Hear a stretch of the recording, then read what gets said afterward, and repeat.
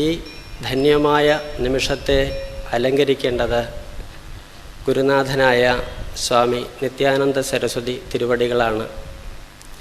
അദ്ദേഹത്തിന് ശാരീരികമായിരിക്കുന്ന ചില അസ്വസ്ഥതകളുള്ളതുകൊണ്ടിട്ട് ആ കർമ്മം അവിടെ പോയി നിർവഹിക്കണം എന്നുള്ളതായിരിക്കുന്ന അദ്ദേഹത്തിൻ്റെ നിർദ്ദേശപ്രകാരമാണ് ഇവൻ ഈ സദസ്സിലേക്ക് വരാനുള്ളതായിരിക്കുന്ന കാരണം. അതുകൊണ്ട് സ്വാമിജിയുടേതായിരിക്കുന്ന ആ വൈഭവവും അനുഗ്രഹവും മറ്റും വാങ്ങാനായിട്ട് സശ്രദ്ധം കാത്തിരിക്കുന്നതായ നിങ്ങളോട് എന്താണ് പറയേണ്ടത് എന്ന്, അല്ലെങ്കിൽ ഏതു തരത്തിലാണ് കാര്യങ്ങൾ അവതരിപ്പിക്കേണ്ടതെന്ന് ഞാൻ അറിയുന്നില്ല. എങ്കിലും അതിൽ വരുന്നതായിരിക്കുന്ന പോരായ്മകളെല്ലാം എന്തെങ്കിലും ഉണ്ട് എങ്കിൽ അതെൻ്റെ സ്വന്തം മാത്രമാണ്.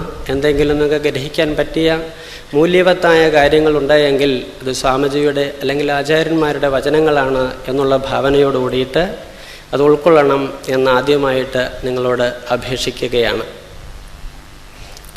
ഇന്ന് ഇവിടെ വെച്ചിട്ടുള്ളതായിരിക്കുന്ന വിഷയം അജാമിളോപാഖ്യാനം എന്നതായ വിഷയമാണ്. നാമമാഹാത്മ്യമാണ് ഇതിലൂടെ പ്രതിപാദിക്കുന്നത്. അപ്പോൾ നാമമാഹാത്മ്യത്തിൻ്റേതായിരിക്കുന്ന വൈഭവം നിങ്ങൾക്കെല്ലാവർക്കും അറിയാവുന്നതാണ്. എങ്കിലും ജീവിതത്തിൽ വിവിധ തരത്തിലുള്ളതായിരിക്കുന്ന കാര്യക്രമങ്ങളിൽ ഏർപ്പെട്ടുകൊണ്ടിട്ട് സദാപി തദനുസൃതമായിട്ട് കർമ്മനിരതന്മാരായിരിക്കുന്ന നമുക്ക് ഏതെല്ലാം തരത്തിലുള്ള വൈഷമ്യങ്ങളാണ് ഓരോ സന്ദർഭങ്ങളുണ്ടാവുന്നത്. ആ സന്ദർഭത്തിൽ നാമത്തെയും ഭഗവാനെയും ഭഗവത് അഭിമുഖമായിരിക്കുന്ന കാര്യങ്ങളെയും എല്ലാം മറന്ന് പ്രവർത്തിക്കേണ്ടതായിരിക്കുന്ന ചില നിമിഷങ്ങൾ പലപ്പോഴും ഉണ്ടാവാറുണ്ട്. അപ്പം അങ്ങനെ ഉള്ളതായിരിക്കുന്ന സന്ദർഭങ്ങളെയും ഏതു തരത്തിലാണ് നമുക്ക് ഈശ്വരാഭിമുഖമാക്കി തീർക്കാൻ സാധിക്കുക എന്ന് ദ്യോതിപ്പിക്കുന്നതായിരിക്കുന്ന ചില സന്ദർഭശകലങ്ങളാണ് ഈ അജാമിളോപാഖ്യാനത്തിലൂടെ നമുക്ക് കാണാൻ സാധിക്കുന്നത്. അധകേന പ്രയുക്തോയം പാപം ചരതി പൂരുഷാം അനിച്ഛന്നപി വാഷ്ണേയ ബലാദിവ നിയോജിത എന്ന് ഭഗവാനോട് അർജുനൻ ചോദിക്കുന്നതായിരിക്കുന്നൊരു സന്ദർഭം നമുക്ക് കാണാം. ഏതോ ഒരു രാജാവിൻ്റെ പ്രേരണയോട് കൂടിയിട്ട്, അല്ലെങ്കിൽ ശക്തമായിരിക്കുന്ന ഒരു പ്രേരണയോട് കൂടിയിട്ട് പാപം ചരിതി പുരുഷ, പാപകർമ്മങ്ങളിലേക്ക് പുരുഷന്മാരല്ലെങ്കിൽ ജീവന്മാർ പോകുന്നതായിട്ട് നമുക്ക് കാണാൻ സാധിക്കുന്നുണ്ട്. എന്താണിത് കാരണം എന്ന് അർജുനൻ ഭഗവാനോട് ചോദിക്കുന്നതായിരിക്കുന്നൊരു സന്ദർഭം നമുക്ക് കാണാം. ഇപ്പം ഏത് ശാസ്ത്രം എടുത്തു നോക്കിയാലും, ഇപ്പം ഭാഗവതമായാലും ഉപനിഷത്തുക്കളായാലും ഗീതയായാലും അതെല്ലാം സംവാദ രൂപത്തിലാണ്, ഗുരു ശിഷ്യ സംവാദ രൂപത്തിലാണ് അത് അവതരിപ്പിച്ചിട്ടുള്ളത് എന്ന് നമുക്ക് കാണാൻ സാധിക്കും. അപ്പം അങ്ങനെയുള്ളതായിരിക്കുന്നൊരു സന്ദർഭത്തെ വെച്ചുകൊണ്ടിട്ട് വേണം ജിജ്ഞാസയോടുകൂടി തന്നെ സമീപിക്കുന്നതായിരിക്കുന്ന ആൾക്കാർക്ക് അപാര കരുണാസിന്ധുവായിരിക്കുന്ന ഗുരു അല്ലെങ്കിൽ ഈശ്വരൻ പറഞ്ഞു കൊടുക്കുന്നതായിരിക്കുന്ന ഒരു ഭാവത്തിലാണ് ശാസ്ത്രങ്ങളുടേതായിരിക്കുന്ന സാരം എല്ലാം പ്രതിപാദിക്കപ്പെട്ടിട്ടുള്ളത് എന്നുള്ളതായിരിക്കുന്നൊരു ധാരണയോട് കൂടിയിട്ട് വേണം നമ്മൾ ഈ സന്ദർഭത്തെ ഉൾക്കൊള്ളാനായിക്കൊണ്ടിട്ട്. അപ്പോൾ ആ ചോദ്യത്തിന് മറുപടിയായിട്ട് ഭഗവാൻ പറയുകയാണ്, കാമയേഷ ക്രോധയേഷ രജോ ഗുണസമുദ്ഭവ മഹാശനോ മഹാപാപ്മ ഇദ്ധി ഏനം ഇഹ വൈരിണം. നമ്മളിൽ അല്ലെങ്കിൽ ജീവന്മാരുള്ളതായിരിക്കുന്ന കാമവാസനകളും ക്രോധവാസനകളുമാണ് സത്വം രജസ് തമസ് എന്ന് പറയുന്നതായ 3 ഗുണങ്ങളുടേതായിരിക്കുന്ന പിൻബലത്തോടു കൂടിയിട്ട് ഈ പാപവാസനകളിലേക്ക് നമ്മളെ നയിച്ചുകൊണ്ട് പോകുന്നത്. തിരിച്ചുവിടുന്നതായിരിക്കുന്ന ശക്തി വിശേഷം എന്ന് പറയുന്നത് ഈ കാമവാസനകളും ക്രോധവാസനകളുമാണ് എന്ന് പറയുക. അപ്പം കാമവാസനകളുടേതായിരിക്കുന്ന സ്വഭാവവും ക്രോധത്തിൻ്റേതായിരിക്കുന്ന സ്വഭാവവും നമ്മളിൽ എല്ലാവരിലും ഉള്ളതായിരിക്കുന്ന ഒരു സ്വഭാവവുമാണ്. അത് ഗുണമായിട്ട് വിനിയോഗിച്ചാൽ നമുക്ക് ഗുണകരമായിട്ട് ഭവിക്കും. ദോഷമായിട്ട് ഭവിച്ചാലോ ചെയ്താലോ അത് ദോഷമായിട്ടും തീരാനായിക്കൊണ്ടിടയാവും. അങ്ങനെയുള്ളതായിരിക്കുന്ന ഗുണദോഷ സമ്മിശ്രമായിരിക്കുന്ന ഭാവനയോട് കൂടിയിട്ടാണ് നമ്മൾ ഈ ലോകത്തിൽ സദാപി കർമ്മങ്ങളെ അനുഷ്ഠിച്ചുകൊണ്ടിരിക്കുന്നത് എന്ന് പറയും. അപ്പം അങ്ങനെയുള്ളതായിരിക്കുന്ന സന്ദർഭത്തിൽ കർമ്മം ചെയ്യുന്നതായിരിക്കുന്ന അവസരങ്ങളിൽ നമ്മൾ പാപകർമ്മങ്ങൾ ചെയ്തു കഴിഞ്ഞാൽ അതിന് പ്രതിക്രിയയായിട്ട് പുണ്യകർമ്മങ്ങൾ ചെയ്യാനായിക്കൊണ്ടിട്ട് പറയും. വീണ്ടും ആ പുണ്യത്തിൻ്റേതായിരിക്കുന്ന ക്ഷയമുണ്ടാകുമ്പോൾ നമ്മൾ വീണ്ടും പാപകർമ്മങ്ങളിലേക്ക് ഇറങ്ങിപ്പോകുന്നതായിട്ട് കാണാം. അപ്പം അങ്ങനെ എല്ലായ്പ്പോഴും നമ്മൾ ചെയ്യുന്ന പാപകർമ്മങ്ങൾ ഒഴിവാക്കാൻ വേണ്ടി ശ്രമിക്കുന്നുണ്ട് എങ്കിലും വീണ്ടും ആ പുണ്യത്തിൻ്റെ ആധിക്യം കഴിയുമ്പോൾ പാപവാസനകൾ വീണ്ടും നമ്മളിൽ വിജൃംഭിക്കുന്നതായിട്ടും നമുക്ക് കാണാം. അപ്പം അങ്ങനെ അങ്ങോട്ടും ഇങ്ങോട്ടും സഞ്ചരിക്കുന്നതായിരിക്കുന്നൊരു സ്വഭാവ വൈശിഷ്ട്യത്തോടു കൂടിയിട്ടാണ് നമ്മുടെ മനസ്സും നമ്മുടെ ബുദ്ധിയും തദനുസൃതമായിരിക്കുന്ന പ്രവൃത്തികളും എല്ലാം നടന്നുകൊണ്ടിരിക്കുന്നത്. അപ്പം അങ്ങനെയുള്ളപ്പോൾ എങ്ങനെയാണ് നമുക്ക് ഈ പാപവാസനകളെ പൂർണ്ണമായിട്ടും ദൂരീകരിക്കാനായിക്കൊണ്ട് സാധിക്കുക, ക്ഷയിപ്പിക്കാനായിട്ടുണ്ട് കഴിയുക എന്ന് ചിന്തിക്കേണ്ടതായിട്ടുണ്ട്. പുണ്യം ചെയ്തു, പാപത്തിന് ശാന്തി വരുത്തി, വീണ്ടും പുണ്യത്തിലേക്ക് അല്ലെങ്കിൽ പാപത്തിൻ്റേതായിരിക്കുന്ന ഭാവത്തിലേക്ക് പോകുന്നുണ്ട് എങ്കിൽ നമ്മൾ ആനയെ കുളിപ്പിച്ച് നിർത്തിയതിന് ശേഷം അത് വീണ്ടും മണ്ണ് വാരിയിടുന്നത് പോലെ ഉള്ളതായിരിക്കുന്നൊരു ഭാവമാണ്. ഒരിക്കലും അതിൽ നിന്നും നമുക്ക് മോചനമുണ്ടാവുകയില്ല. എത്ര കഴുകിക്കളഞ്ഞാലും വീണ്ടും അത് ഈ പാപവാസനകളിലേക്ക് നമ്മളെ കൊണ്ടുപോകുന്നു എങ്കിൽ, അതുകൊണ്ട് കണ്ടകം കണ്ടകേന ഇവ, ഒരു മുള്ളെടുക്കാൻ വേണ്ടിയിട്ട് മറ്റൊരു മുള്ള ഉപയോഗിച്ചു കൊണ്ടിട്ട് നാം ആ മുള്ളിനെ നീക്കം ചെയ്തതിന് ശേഷം 2 മുള്ളും എടുത്ത് കളയും, അല്ലാതെ സൂക്ഷിച്ചു വയ്ക്കാറില്ല. അതുപോലെ പുണ്യപാപങ്ങൾ വാസ്തവത്തിൽ എന്തിനു വേണ്ടിയിട്ടുള്ളതാണ്? ജീവനെ ഈശ്വരാഭിമുഖമാക്കി കൊണ്ടുപോകാൻ വേണ്ടിയിട്ട്, ഉപയുക്തമാക്കി തീർക്കാൻ വേണ്ടിയിട്ടുള്ള തരത്തിൽ വിനിയോഗിക്കണം എന്ന് പറയുകയാണ്. അപ്പം അതിന് എന്ത് ചെയ്യണം? മനോനാശവും വാസനാക്ഷയവും നമുക്കുണ്ടാകാനായിക്കൊണ്ടിട്ട് കഴിയണം. അപ്പോൾ വാസനകളെ ക്ഷയിപ്പിക്കണമെങ്കിൽ എന്ത് ചെയ്യണം എന്ന് ചോദിച്ചാൽ 2 വിധമായിരിക്കുന്ന ഭാവങ്ങളാണ് വാസനാക്ഷയത്തിനുള്ളത്. ഒന്ന് ജ്ഞാനത്തിൻ്റേതായിരിക്കുന്ന അവാപ്തി, ഒന്നോ ഭക്തിയുടേതായിരിക്കുന്ന നേട്ടം അല്ലെങ്കിൽ ഭക്തി. അങ്ങനെ ജ്ഞാനവും ഭക്തിയുമാവുന്ന 2 മാർഗങ്ങളിലൂടെ മാത്രമേ നമുക്ക് നമ്മളുടെ വാസനകളെ പൂർണ്ണമായിട്ടും ക്ഷയിപ്പിക്കാനായിക്കൊണ്ടിട്ട് സാധിക്കുകയുള്ളൂ. അപ്പം ജ്ഞാനത്തിൻ്റേതായിരിക്കുന്ന സ്വരൂപം എന്താണ് എന്ന് പറഞ്ഞു കഴിഞ്ഞാൽ നമുക്ക് മനസ്സിലാകും. ആത്മാ അനാത്മ വിവേകത്തെ ചെയ്തുകൊണ്ടിട്ട് വിവേകോദിത ബോധവന്യഹി, വിവേകത്തിൽ നിന്നും ഉദിക്കുന്നതായിരിക്കുന്ന ആ ബോധമണ്ഡലത്തിൽ തന്നെ നിൽക്കാനുള്ളതായിരിക്കുന്ന സാമർഥ്യമുണ്ടാക്കി തീർക്കുക. അങ്ങനെ ഹൃദയഗ്രന്ഥി സംബന്ധമായിരിക്കുന്ന കാര്യങ്ങളെയെല്ലാം ദൂരീകരിച്ചുകൊണ്ടിട്ട് ഞാനെന്നും എൻ്റേതെന്നുമുള്ളതായിരിക്കുന്ന ഭാവങ്ങളെ പൂർണ്ണമായിട്ടും ദൂരീകരിച്ചു കൊണ്ടിട്ട് ഈശ്വരൈക ശരണനായിട്ട് നിൽക്കാനുള്ള അല്ലെങ്കിൽ ആത്മൈക ശരണനായിട്ട് തീരാനുള്ളതായിരിക്കുന്ന ആ ഭാവമാണ് ജ്ഞാനത്തിൻ്റെ അവാപ്തി കൊണ്ട് നമ്മൾ നേടേണ്ടതായിട്ടുള്ളത്. ഭക്തിയാണ് എങ്കിലോ, ഭക്തിക്കാണെങ്കിൽ വളരെ സുദൃഢമായിരിക്കുന്നൊരു ഭാവമുള്ളതോട് തന്നെ മൃദുവായിട്ട് നമുക്ക് എല്ലാവർക്കും സമീപിക്കാൻ തക്ക തരത്തിലാണ് അതിൻ്റേതായിരിക്കുന്ന സ്വരൂപം എന്ന് പറയുകയാണ്. യം ലബ്ധ്വ, യാതൊന്ന് ലഭിച്ചാലാണോ പുമാൻ പൂർണ്ണനും തൃപ്തനും നിത്യകാമനും നിത്യാനന്ദനുമായിട്ട് തീരുന്നത്, അതാണ് ഭക്തി എന്ന് ഭക്തിയുടേതായിരിക്കുന്ന സൂത്രകാരൻ പറയും. അപ്പം അങ്ങനെയുള്ളതായിരിക്കുന്ന ഭക്തിയുടെ നേട്ടം കൊണ്ടിട്ടും നമ്മൾ എത്തുന്നത് എവിടെ തന്നെയാണ്? ഈ ജ്ഞാനം കൊണ്ടിട്ട് നിത്യവും അനിത്യവുമായിരിക്കുന്ന വസ്തുക്കളെ വിവേചനം ചെയ്തുകൊണ്ടിട്ട് ആ ആത്മഭാവത്തിൽ ദൃഢതരമായിട്ട് ഹൃദയഗ്രന്ഥിയെ ഭേദിച്ചുകൊണ്ട് നാം എത്തിച്ചേരുന്നത് എവിടെയോ അവിടെ തന്നെയാണ് ഈ ഭക്തിഭാവത്തിലൂടെ പോകുന്നതായിരിക്കുന്ന ഒരു ജീവനും എത്തിച്ചേരാനായിക്കൊണ്ടിട്ട് സാധിക്കുന്നത്. അപ്പം അങ്ങനെയുള്ളതായിരിക്കുന്ന ആ ഭാവത്തിലേക്ക് ഉയരാൻ സാധാരണ ജീവന്മാരായിരിക്കുന്ന നമുക്കെല്ലാവർക്കും ആ ഭക്തിയുടേതായിരിക്കുന്ന ഭാവത്തെ സമാശ്രയിക്കുകയാണ് അത്യുത്തമമായിട്ടുള്ളത് എന്ന് ഈ സന്ദർഭത്തിൽ സ്മർത്തവ്യമായിട്ടുള്ള കാര്യമാണ്. ഭക്തിയുടേതായിരിക്കുന്ന ഭാവത്തിൽ ഈശ്വരൻ്റേതായിരിക്കുന്ന ഭാവം എല്ലാ ജീവരാശികളിലും അവിടുന്ന് തന്നെയാണല്ലോ കുടികൊള്ളുന്നത് എന്നുള്ളതായിരിക്കുന്ന ഭാവനയുടേതായിരിക്കുന്ന വൈശിഷ്ട്യം മനസ്സിലാക്കി ആ ഭാവത്തിലേക്ക് ജീവൻ ഉയരുന്ന സന്ദർഭത്തിൽ മാത്രമേ സകലവിധമായിരിക്കുന്ന ഭേദഭാവനകളെയും നശിപ്പിച്ചുകൊണ്ടിട്ട് ഭക്തിയുടെ അനന്തമായിരിക്കുന്ന പാരാവാരത്തിലേക്ക് അല്ലെങ്കിൽ ഭക്തി സാന്ദ്രമായിരിക്കുന്ന അന്ധകരണത്തോട് കൂടിയവരായിട്ട് നമുക്ക് തീരാനായി കൊണ്ടിട്ട് സാധിക്കുകയുള്ളൂ. അതിന് നമ്മളിൽ നിന്ന് അന്യമായിട്ട് മറ്റൊരു വസ്തുവില്ല. ഈ ലോകത്തിലുള്ളതെല്ലായിരിക്കുന്ന എല്ലാ ജീവരാശികളിലും അന്തര്യാമി രൂപേണ വർത്തിക്കുന്നത് അവിടുന്ന് തന്നെയാണ്. ഭഗവാന്റെ സാന്നിധ്യമാണ് എന്ന് മനസ്സിലാക്കിയിട്ട് ആ ഭഗവത് സേവ ചെയ്യുന്നതായിരിക്കുന്ന സന്ദർഭത്തിൽ ഭക്തി വേണ്ട തരത്തിൽ മുഴുത്തു എന്ന് നമുക്ക് മനസ്സിലാക്കാൻ കഴിയും. അപ്പം അങ്ങനെയുള്ള ഭാവന വൈശിഷ്ട്യമാണ് നമുക്ക് ഭക്തിയിലൂടെ സമ്പാദിക്കേണ്ടതായിട്ടുള്ളത്. ഈ കാര്യമാണെങ്കിലും നമുക്ക് മനസ്സിലാകണം, ഉൾക്കൊള്ളണമെങ്കിൽ എന്ത് വേണം? അതിൻ്റെ ജന്മസിദ്ധമായിരിക്കുന്നൊരു സംസ്കാരം വേണം. അല്ലെങ്കിൽ ജീവിതത്തിൽ ഇത്തരത്തിലുള്ളതായിരിക്കുന്ന കാര്യങ്ങളെ ഉൾക്കൊള്ളക്കത്ത തരത്തിലുള്ള അന്ധകരണ ശുദ്ധി വരുത്തേണ്ടതായിരിക്കുന്ന ചില കാര്യങ്ങളെങ്കിലും നാം അനുഷ്ഠിച്ചിരിക്കണം. എങ്കിലേ കാലക്രമം കൊണ്ടിട്ട് അല്ലെങ്കിൽ പരിഭാഗമാവുന്ന അന്തരീക്ഷത്തിലെങ്കിലും ഭക്തിയുടേതായിരിക്കുന്ന ഭാവം നമുക്ക് പ്രാപിക്കാനായിക്കൊണ്ടിട്ട് സാധിക്കുകയുള്ളൂ.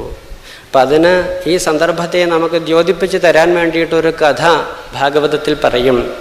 അജാമിളൻ്റേതായിരിക്കുന്ന കഥയാണ്. അപ്പം അജാമിളൻ എന്ന് പറയുന്നതായിരിക്കുന്ന ഒരു ബ്രാഹ്മണൻ കന്യാകുബ്ജം എന്ന് പറയുന്നതായിരിക്കുന്ന ഒരു സ്ഥലത്ത് ഉണ്ടായിരുന്നു. അദ്ദേഹം ശരിക്കും വേദനിഷ്ഠമായിരിക്കുന്ന കാര്യങ്ങൾ പഠിച്ചിട്ടുള്ളയാളാണ്.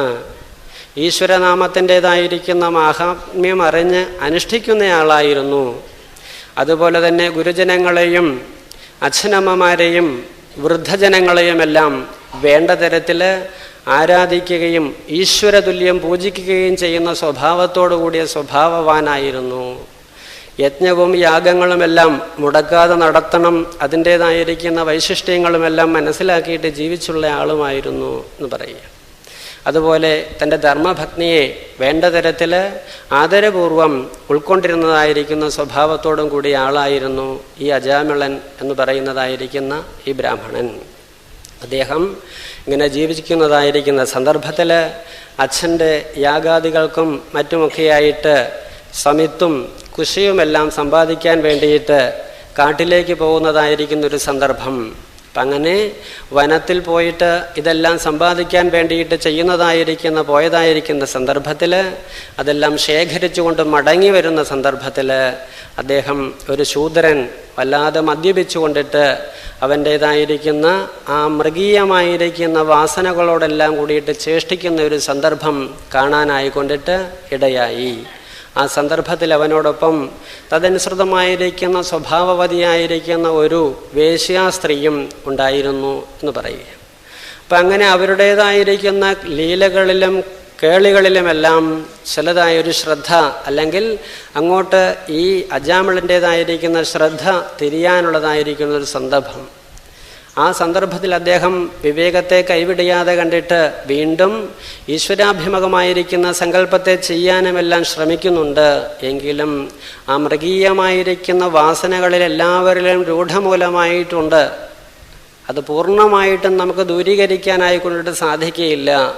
സാധന കൊണ്ടും ഈശ്വരാഭിമുഖമായിരിക്കുന്ന കാര്യങ്ങളെ കൊണ്ടിട്ടും സജ്ജനങ്ങളുമായിട്ടുള്ള സംസർഗം കൊണ്ടുമൊക്കെ നമുക്ക് അത് സുദൃഢമാക്കി തീർക്കാനായിക്കൊണ്ടിട്ട് സാധിക്കുകയുള്ളൂ. ഇപ്പോൾ വനമാണ്, വനത്തിൽ വെച്ചിട്ടാണ് ഇങ്ങനൊരു സന്ദർഭം കാണുന്നത്. ആ സന്ദർഭത്തിൽ നീ തിരിഞ്ഞു വരൂ എന്ന് നമുക്ക് മാർഗനിർദ്ദേശം തരാൻ തക്ക തരത്തിലുള്ളതായിരിക്കുന്ന ഒരു ഗുരു, അല്ലെങ്കിൽ ഒരു സഖാവ്, അല്ലെങ്കിൽ അങ്ങനെ ഒരു ഭഗവാന്റെ പ്രതിപുരുഷനായിട്ട് ഏതെങ്കിലും ഒരു ശക്തി അവിടെ ഉണ്ടായിരുന്നില്ല. അതുകൊണ്ടിട്ട് വീണ്ടും വീണ്ടും അങ്ങോട്ട് ശ്രദ്ധിക്കുന്നതായിരിക്കുന്നൊരു സ്വഭാവം ഈ അജാമിള ബ്രാഹ്മണൻ്റേതായിരിക്കുന്ന ഹൃദയത്തിലുണ്ടായി. ആ സന്ദർഭത്തിൽ ആ വേശ്യാസ്ത്രീയുടേതായിരിക്കുന്ന കൺമുനകൾ ഇദ്ദേഹത്തിൽ തറയ്ക്കാനായി കൊണ്ടിടയായി എന്ന് പറയുക. അപ്പം അങ്ങനെയുള്ളതായിരിക്കുന്ന സന്ദർഭത്തിൽ ഇദ്ദേഹത്തിൻ്റേതായിരിക്കുന്ന കാമവാസനകൾ വിജൃംഭിക്കാനായി കൊണ്ടിടയാവുകയും താൻ പോയ കാര്യവും തൻ്റെ അച്ഛനെയും അമ്മയെയും ഗുരുജനങ്ങളെയും വൃദ്ധന്മാരെയും പതിവ്രതയായിരിക്കുന്ന ഭാര്യയെയും എന്ന് വേണ്ട സർവസ്വവും മറക്കാനുള്ളതായിരിക്കുന്നൊരു സന്ദർഭത്തിലേക്ക് ഈ ബ്രാഹ്മണൻ പതിക്കുന്നതായിരിക്കുന്നൊരു സന്ദർഭം അവിടെ സംജാതമായി. അപ്പം അങ്ങനെയുള്ളതായ സന്ദർഭത്തിൽ വീണ്ടും അവർ തമ്മിൽ ഏതാണ്ട് ഗൃഹസ്ഥാശ്രമം ജീവിക്കുന്നത് പോലെ തനി ചണ്ടാള സ്വഭാവത്തോടു കൂടിയിട്ട് ആ വേശ്യാവൃത്തിയുമായിട്ട് ബന്ധപ്പെട്ട് ജീവിക്കാനുള്ളതായിരിക്കുന്ന സാഹചര്യങ്ങൾ ഈ അജാമിള ബ്രാഹ്മണനുണ്ടാവുകയും അതിൻ്റെ അനുസരിച്ചിട്ട് കാലാകാലങ്ങളിൽ ആ ദുസ്സംഗത്തിൻ്റെ ഫലമായിട്ടുള്ള സന്തതികൾ അവിടെ പിറക്കാനായിക്കൊണ്ടിട്ടും ഇടയാവുകയാണ്. അങ്ങനെ ഏതാണ്ട് 10 കുട്ടികൾ അദ്ദേഹത്തിന് ജനിച്ചു എന്ന് പറയുക. അപ്പം ഇവിടെ നിന്ന് നമുക്ക് മനസ്സിലാക്കേണ്ടതായിരിക്കുന്ന ഒരു വലിയ കാര്യമുണ്ട്. എന്താണത്? സദാം സംഗോഹി ഭേഷജം. സത്തുക്കളുമായിട്ടുള്ള സംഘമാണ് നമുക്ക് സംസാരത്തിലുണ്ടാവുന്നതായിരിക്കുന്ന രോഗം അല്ലെങ്കിൽ സംസാര ദോഷങ്ങളെ പൂർണ്ണമായിട്ടും ദൂരീകരിക്കാൻ വേണ്ടതായിരിക്കുന്ന ഔഷധമായിട്ട് നാം സിദ്ധിക്കേണ്ടത് എന്ന് പറയും. അപ്പം നിങ്ങളോട് അത് പറഞ്ഞു തരേണ്ടതായിരിക്കുന്ന ആവശ്യമില്ല. അത് മനസ്സിലാക്കിയിട്ട് സജ്ജനങ്ങൾ കൂടുന്നതായിരിക്കുന്ന സന്ദർഭത്തിൽ വരണം. അവരുടേതായിരിക്കുന്ന അന്തരീക്ഷത്തിൽ ജീവിക്കണം. ആ അന്തരീക്ഷത്തിൽ നിന്ന് കിട്ടുന്നതായിരിക്കുന്ന സുദൃഢമായിരിക്കുന്ന സങ്കല്പ പദ്ധതിയെ തൻ്റെ ജീവിതത്തിൽ ഉൾപ്പെടുത്തണമെന്ന് പറഞ്ഞിട്ട് ഏതാണ്ട് 8-9 വർഷങ്ങളായിട്ട് ഈ സദസ്സിലേക്ക് നിങ്ങൾ എത്തിച്ചേരുന്നവരാണ്. അപ്പം അങ്ങനെ ആ സത്സംഗത്തിൻ്റെ മാഹാത്മ്യം അറിയാവുന്നവരാണ് നിങ്ങൾ ഓരോരുത്തരും എന്നുള്ളത് കൊണ്ടിട്ട് അത് എടുത്തു പറയേണ്ടതായിട്ടില്ല. എങ്കിലും പറയുന്ന സന്ദർഭത്തിൽ അത് ഒന്ന് സ്മരിച്ചു എന്ന് മാത്രമാണുള്ളത്. ഇപ്പോൾ സജ്ജനങ്ങളുമായിട്ടുള്ള സംസർഗം എന്ന് പറയുന്നതായിരിക്കുന്ന ഒരു ഔഷധമാണ്. ആ ഔഷധ സേവ നമ്മുടെ ഉള്ളിൽ ചെന്നു കഴിഞ്ഞാൽ, അറിഞ്ഞോ അറിയാതെയോ ആണ് നാം ഔഷധം കഴിക്കുന്നത് എങ്കിലും രോഗത്തിൻ്റേതായിരിക്കുന്ന നിവാരണം ഉണ്ടാവുന്നത് പോലെ സത്സംഗത്തിൻ്റെ മാഹാത്മ്യം മനസ്സിലാക്കിയിട്ട് അത് ഉൾക്കൊള്ളുന്നതായിരിക്കുന്ന സ്വഭാവം നമുക്കുണ്ടായാൽ നമ്മുടെ ജീവിതം സുദൃഢമായിട്ട് തീരും, സുസുഖമായിട്ട് തീരും, ആനന്ദ തുന്തിലരായിട്ട് നമുക്ക് ഈ ജീവിതത്തെ മുൻപോട്ട് കൊണ്ടുപോകാനായിക്കൊണ്ട് സാധിക്കും. അത് അറിയുന്നത് കൊണ്ടിട്ട്, മനസ്സിലാക്കിയിട്ടുള്ളത് കൊണ്ടിട്ട് ഈ സന്ദർഭത്തെ നിങ്ങൾ വിടാതെ കണ്ട് പിടിക്കുന്നു എന്നുള്ളത് കാണുമ്പോൾ മനസ്സിൽ അതിയായിരിക്കുന്ന സന്തോഷം തോന്നുന്നുണ്ട്. അപ്പം അങ്ങനെ ഒരേ സ്ഥലത്ത് തന്നെ വർഷങ്ങളായിട്ട് സജ്ജനങ്ങളുടേതായിരിക്കുന്ന ഒരു സന്ദർഭം, അവരെല്ലാം കൂടെ കൂടുന്നതായിരിക്കുന്ന ഒരു സന്ദർഭം ഉണ്ടാവുക. ആ സന്ദർഭത്തിലിരുന്നു സദ്വിചാരങ്ങൾ ചെയ്യുക. ഭാഗവതത്തിൻ്റേതായിരിക്കുന്ന അത്യുദാത്തമായിരിക്കുന്ന ആ ഭാവങ്ങളെ നമ്മൾ സങ്കല്പം ചെയ്യുക എന്നെല്ലാം പറഞ്ഞാൽ ലോകത്തിൽ ആദരിക്കപ്പെടേണ്ട അല്ലെങ്കിൽ ഉൾക്കൊള്ളേണ്ടതായിരിക്കുന്ന ഒരു സാഹചര്യമാണ് അവിടെ സർവ ഔഷധങ്ങളുടെയും നാഥനായിരിക്കുന്ന വാസുദേവൻ്റേതായിരിക്കുന്ന നിത്യസാന്നിധ്യമുണ്ടാവും എന്ന് ശാസ്ത്രത്തിൽ നിന്നും അല്ലെങ്കിൽ നമുക്ക് മനസ്സിലാക്കാൻ സാധിക്കണം. അങ്ങനെയുള്ളതായിരിക്കുന്ന ഒരു പവിത്രതാ സങ്കല്പത്തോട് കൂടിയിട്ട് നിങ്ങൾ ഈ സദസ്സിലേക്ക് കടന്നു വന്നു കഴിഞ്ഞാൽ തീർച്ചയായിട്ടും അതിൻ്റെ വെളിച്ചം നിങ്ങളുടെ ജീവിതത്തിലുടനീളം അല്ല, തുടർന്നും ജനിമൃതി സ്വരൂപമായിരിക്കുന്ന സംസാരത്തിലേക്ക് പോകുന്നുണ്ട് എങ്കിൽ ആ സംസാരത്തിലെല്ലാം തന്നെ നിങ്ങൾക്ക് ഉത്തരോത്തരങ്ങളായിരിക്കുന്ന ജീവന്മാരിലേക്ക് അല്ലെങ്കിൽ ഭാവങ്ങളിലേക്ക് ചേക്കേറാനായി കൊണ്ടിട്ട് സാധിക്കും എന്ന് നമുക്ക് ഉൾക്കൊള്ളാൻ അല്ലെങ്കിൽ മനസ്സിലാക്കാൻ സാധിക്കും. ഇപ്പോൾ ഭാഗവതത്തിൽ നമുക്ക് ധാരാളം കഥകൾ, മൃഗങ്ങൾക്ക് വരെയുള്ളതായിരിക്കുന്ന പരിവർത്തനങ്ങളെ ദ്യോതിപ്പിക്കുന്നതായിരിക്കുന്ന സ്ഥലം കാണാം. മഹാത്മാക്കളുടേതായിരിക്കുന്ന സാന്നിധ്യത്തിൽ ക്ഷുദ്രജീവികൾ പോലും സഹകരിച്ചു കൊണ്ടിട്ട് ഏകോദര സഹോദരങ്ങളെ പോലെ അവരോട് കൂടിയിട്ട് പെരുമാറുന്നതായിട്ടൊക്കെ നമുക്ക് കാണാം. അപ്പം അങ്ങനെയുള്ള സാഹചര്യങ്ങളൊക്കെ എവിടെ നിന്നുണ്ടായി?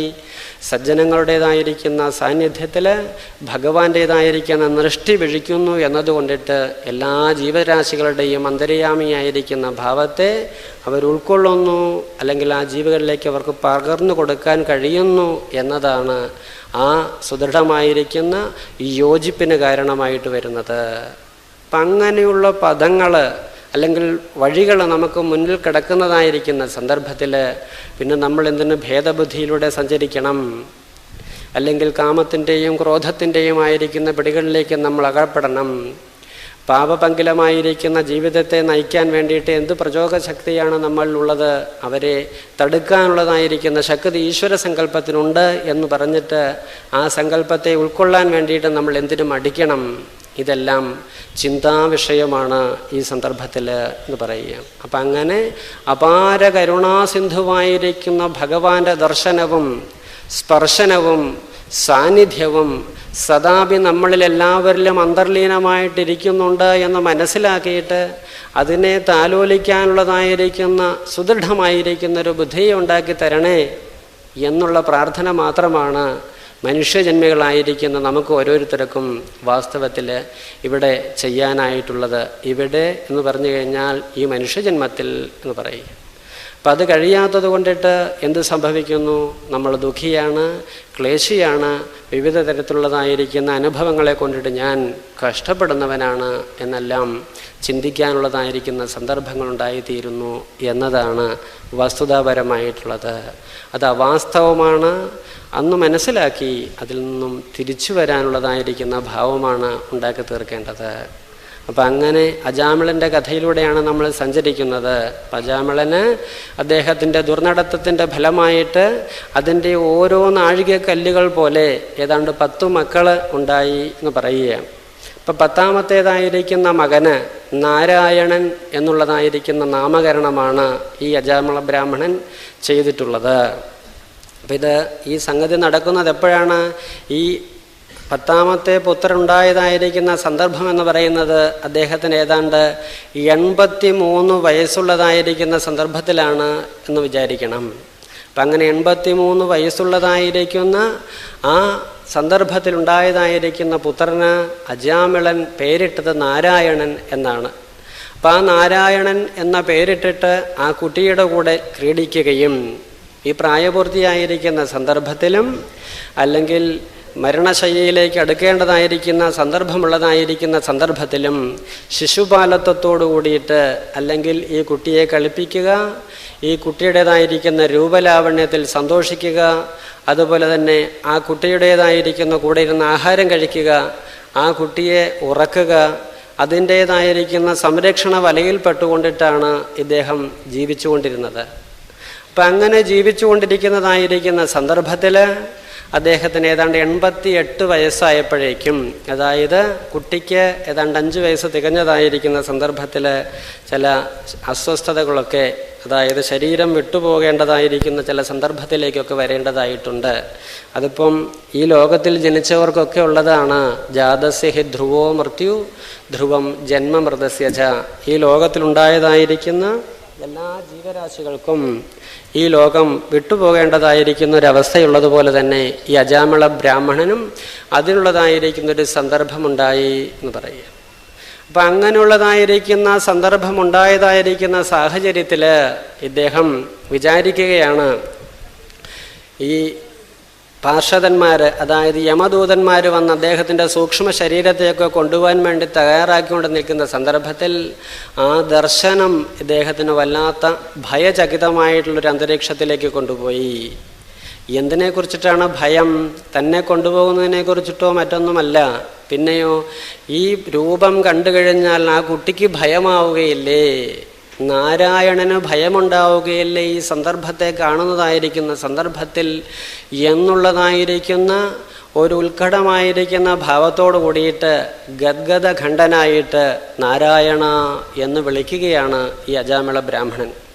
ഈ സന്ദർഭത്തിൽ വളരെ ബുദ്ധിമുട്ടോടു കൂടിയിട്ടാണ് വിളിക്കുന്നത് എന്നതുകൊണ്ടിട്ട് ഭഗവാന്റേതായിരിക്കുന്ന പാർഷദന്മാരവിടെ വരാനായിക്കൊണ്ടിടയായി എന്ന് പറയുന്നു. അതായത് 4 വിഷ്ണു പാർഷദന്മാരവിടെ വരികയും അവർ എന്താണ് നിങ്ങൾ ചെയ്യുന്നത് എന്ന് ചോദിച്ചിട്ട് ഈ യമരാജൻ്റേതായിരിക്കുന്ന ഭടന്മാരോട് ഏറ്റുമുട്ടുകയും സംസാരിക്കുകയും ചെയ്യുകയാണ്. നിങ്ങൾ യമധർമ്മൻ്റെ ആൾക്കാരാണെന്ന് മനസ്സിലായി, പക്ഷേ ഒരു കാര്യം, നിങ്ങൾ ഈ തരത്തിലുള്ളതായിരിക്കുന്ന നിയമങ്ങളെല്ലാം നടപ്പാക്കാൻ ധർമ്മം എന്താണ് അധർമ്മം എന്താണ് എന്ന് തീരുമാനിക്കുന്നത് ഏതു മാനദണ്ഡത്തെ വെച്ചിട്ടാണ് എന്ന് ചോദിക്കുക. അപ്പം ആ സന്ദർഭത്തിൽ അവർ പറഞ്ഞു, ഭഗവതിൽ നിന്നും അല്ലെങ്കിൽ നാരായണനിൽ നിന്നും നിസ്വദിച്ചിട്ടുള്ള വന്നിട്ടുള്ളതായിരിക്കുന്ന വേദം അനുഷ്ഠിക്കുന്നത് ധർമ്മം, വേദത്തിന് വിപരീതമായിട്ടുള്ള എന്തെല്ലാമാണോ അത് അധർമ്മം. ഇതാണ് നാരായണ നിസ്വദിതമായിരിക്കുന്ന ആ ധർമ്മത്തെ അനുഷ്ഠിക്കുന്നത് ധർമ്മം, അല്ലെങ്കിൽ വേദത്തെ അനുഷ്ഠിക്കുന്നത് ധർമ്മം, വിപരീതമായിട്ടുള്ളത് അധർമ്മം. ഇതാണ് ഞങ്ങൾ പഠിച്ചു വെച്ചിട്ടുള്ളത് എന്ന് പറയും. അപ്പം ആ ധർമ്മത്തെയും അധർമ്മത്തെയും എടുത്തു പറയുന്നുണ്ട് അവർ. എങ്കിലും ഇതിനുപരിയായിട്ട്, അല്ലെങ്കിൽ ഇതുപോലെ തന്നെ നമ്മളെല്ലാവരും സമാശ്രയിക്കേണ്ടതായിരിക്കുന്ന ഒരു ധർമ്മവും കൂടിയുണ്ട്. അത് ഭാഗവത ധർമ്മമാണ് എന്ന് പറയുകയാണ്. ഭഗവൻ നാമത്തിൻ്റേതായിരിക്കുന്ന മാഹാത്മ്യത്തെ ദ്യോതിപ്പിക്കുന്നതായിരിക്കുന്ന ആ ഭാവമാണ് ഭാഗവത ധർമ്മമായിട്ട് പറയപ്പെടുന്നത്. അപ്പം വേദനിസ്തുതമായിരിക്കുന്ന ഭാവങ്ങൾ ആബാലവൃദ്ധം ജനങ്ങൾക്കും ഒരുപോലെ കണ്ടിട്ട് സമാശ്രയിക്കാനായിക്കൊണ്ടിട്ട് സാധിക്കുകയില്ല. അതിന് അതിൻ്റേതായിരിക്കുന്ന ജ്ഞാനം വേണം, അതിൻ്റേതായിരിക്കുന്ന സാഹചര്യങ്ങൾ വേണം, അതിൻ്റേതായിരിക്കുന്ന ഭാവശുദ്ധിയോടുകൂടി ചെയ്യാനുള്ളതായിരിക്കുന്ന സംസ്കാരവും വേണം. ഇത് പലപ്പോഴും പലർക്കും അല്ലെങ്കിൽ എല്ലാവർക്കും ഒരുപോലെ കിട്ടാവുന്നൊരു സാഹചര്യമല്ല.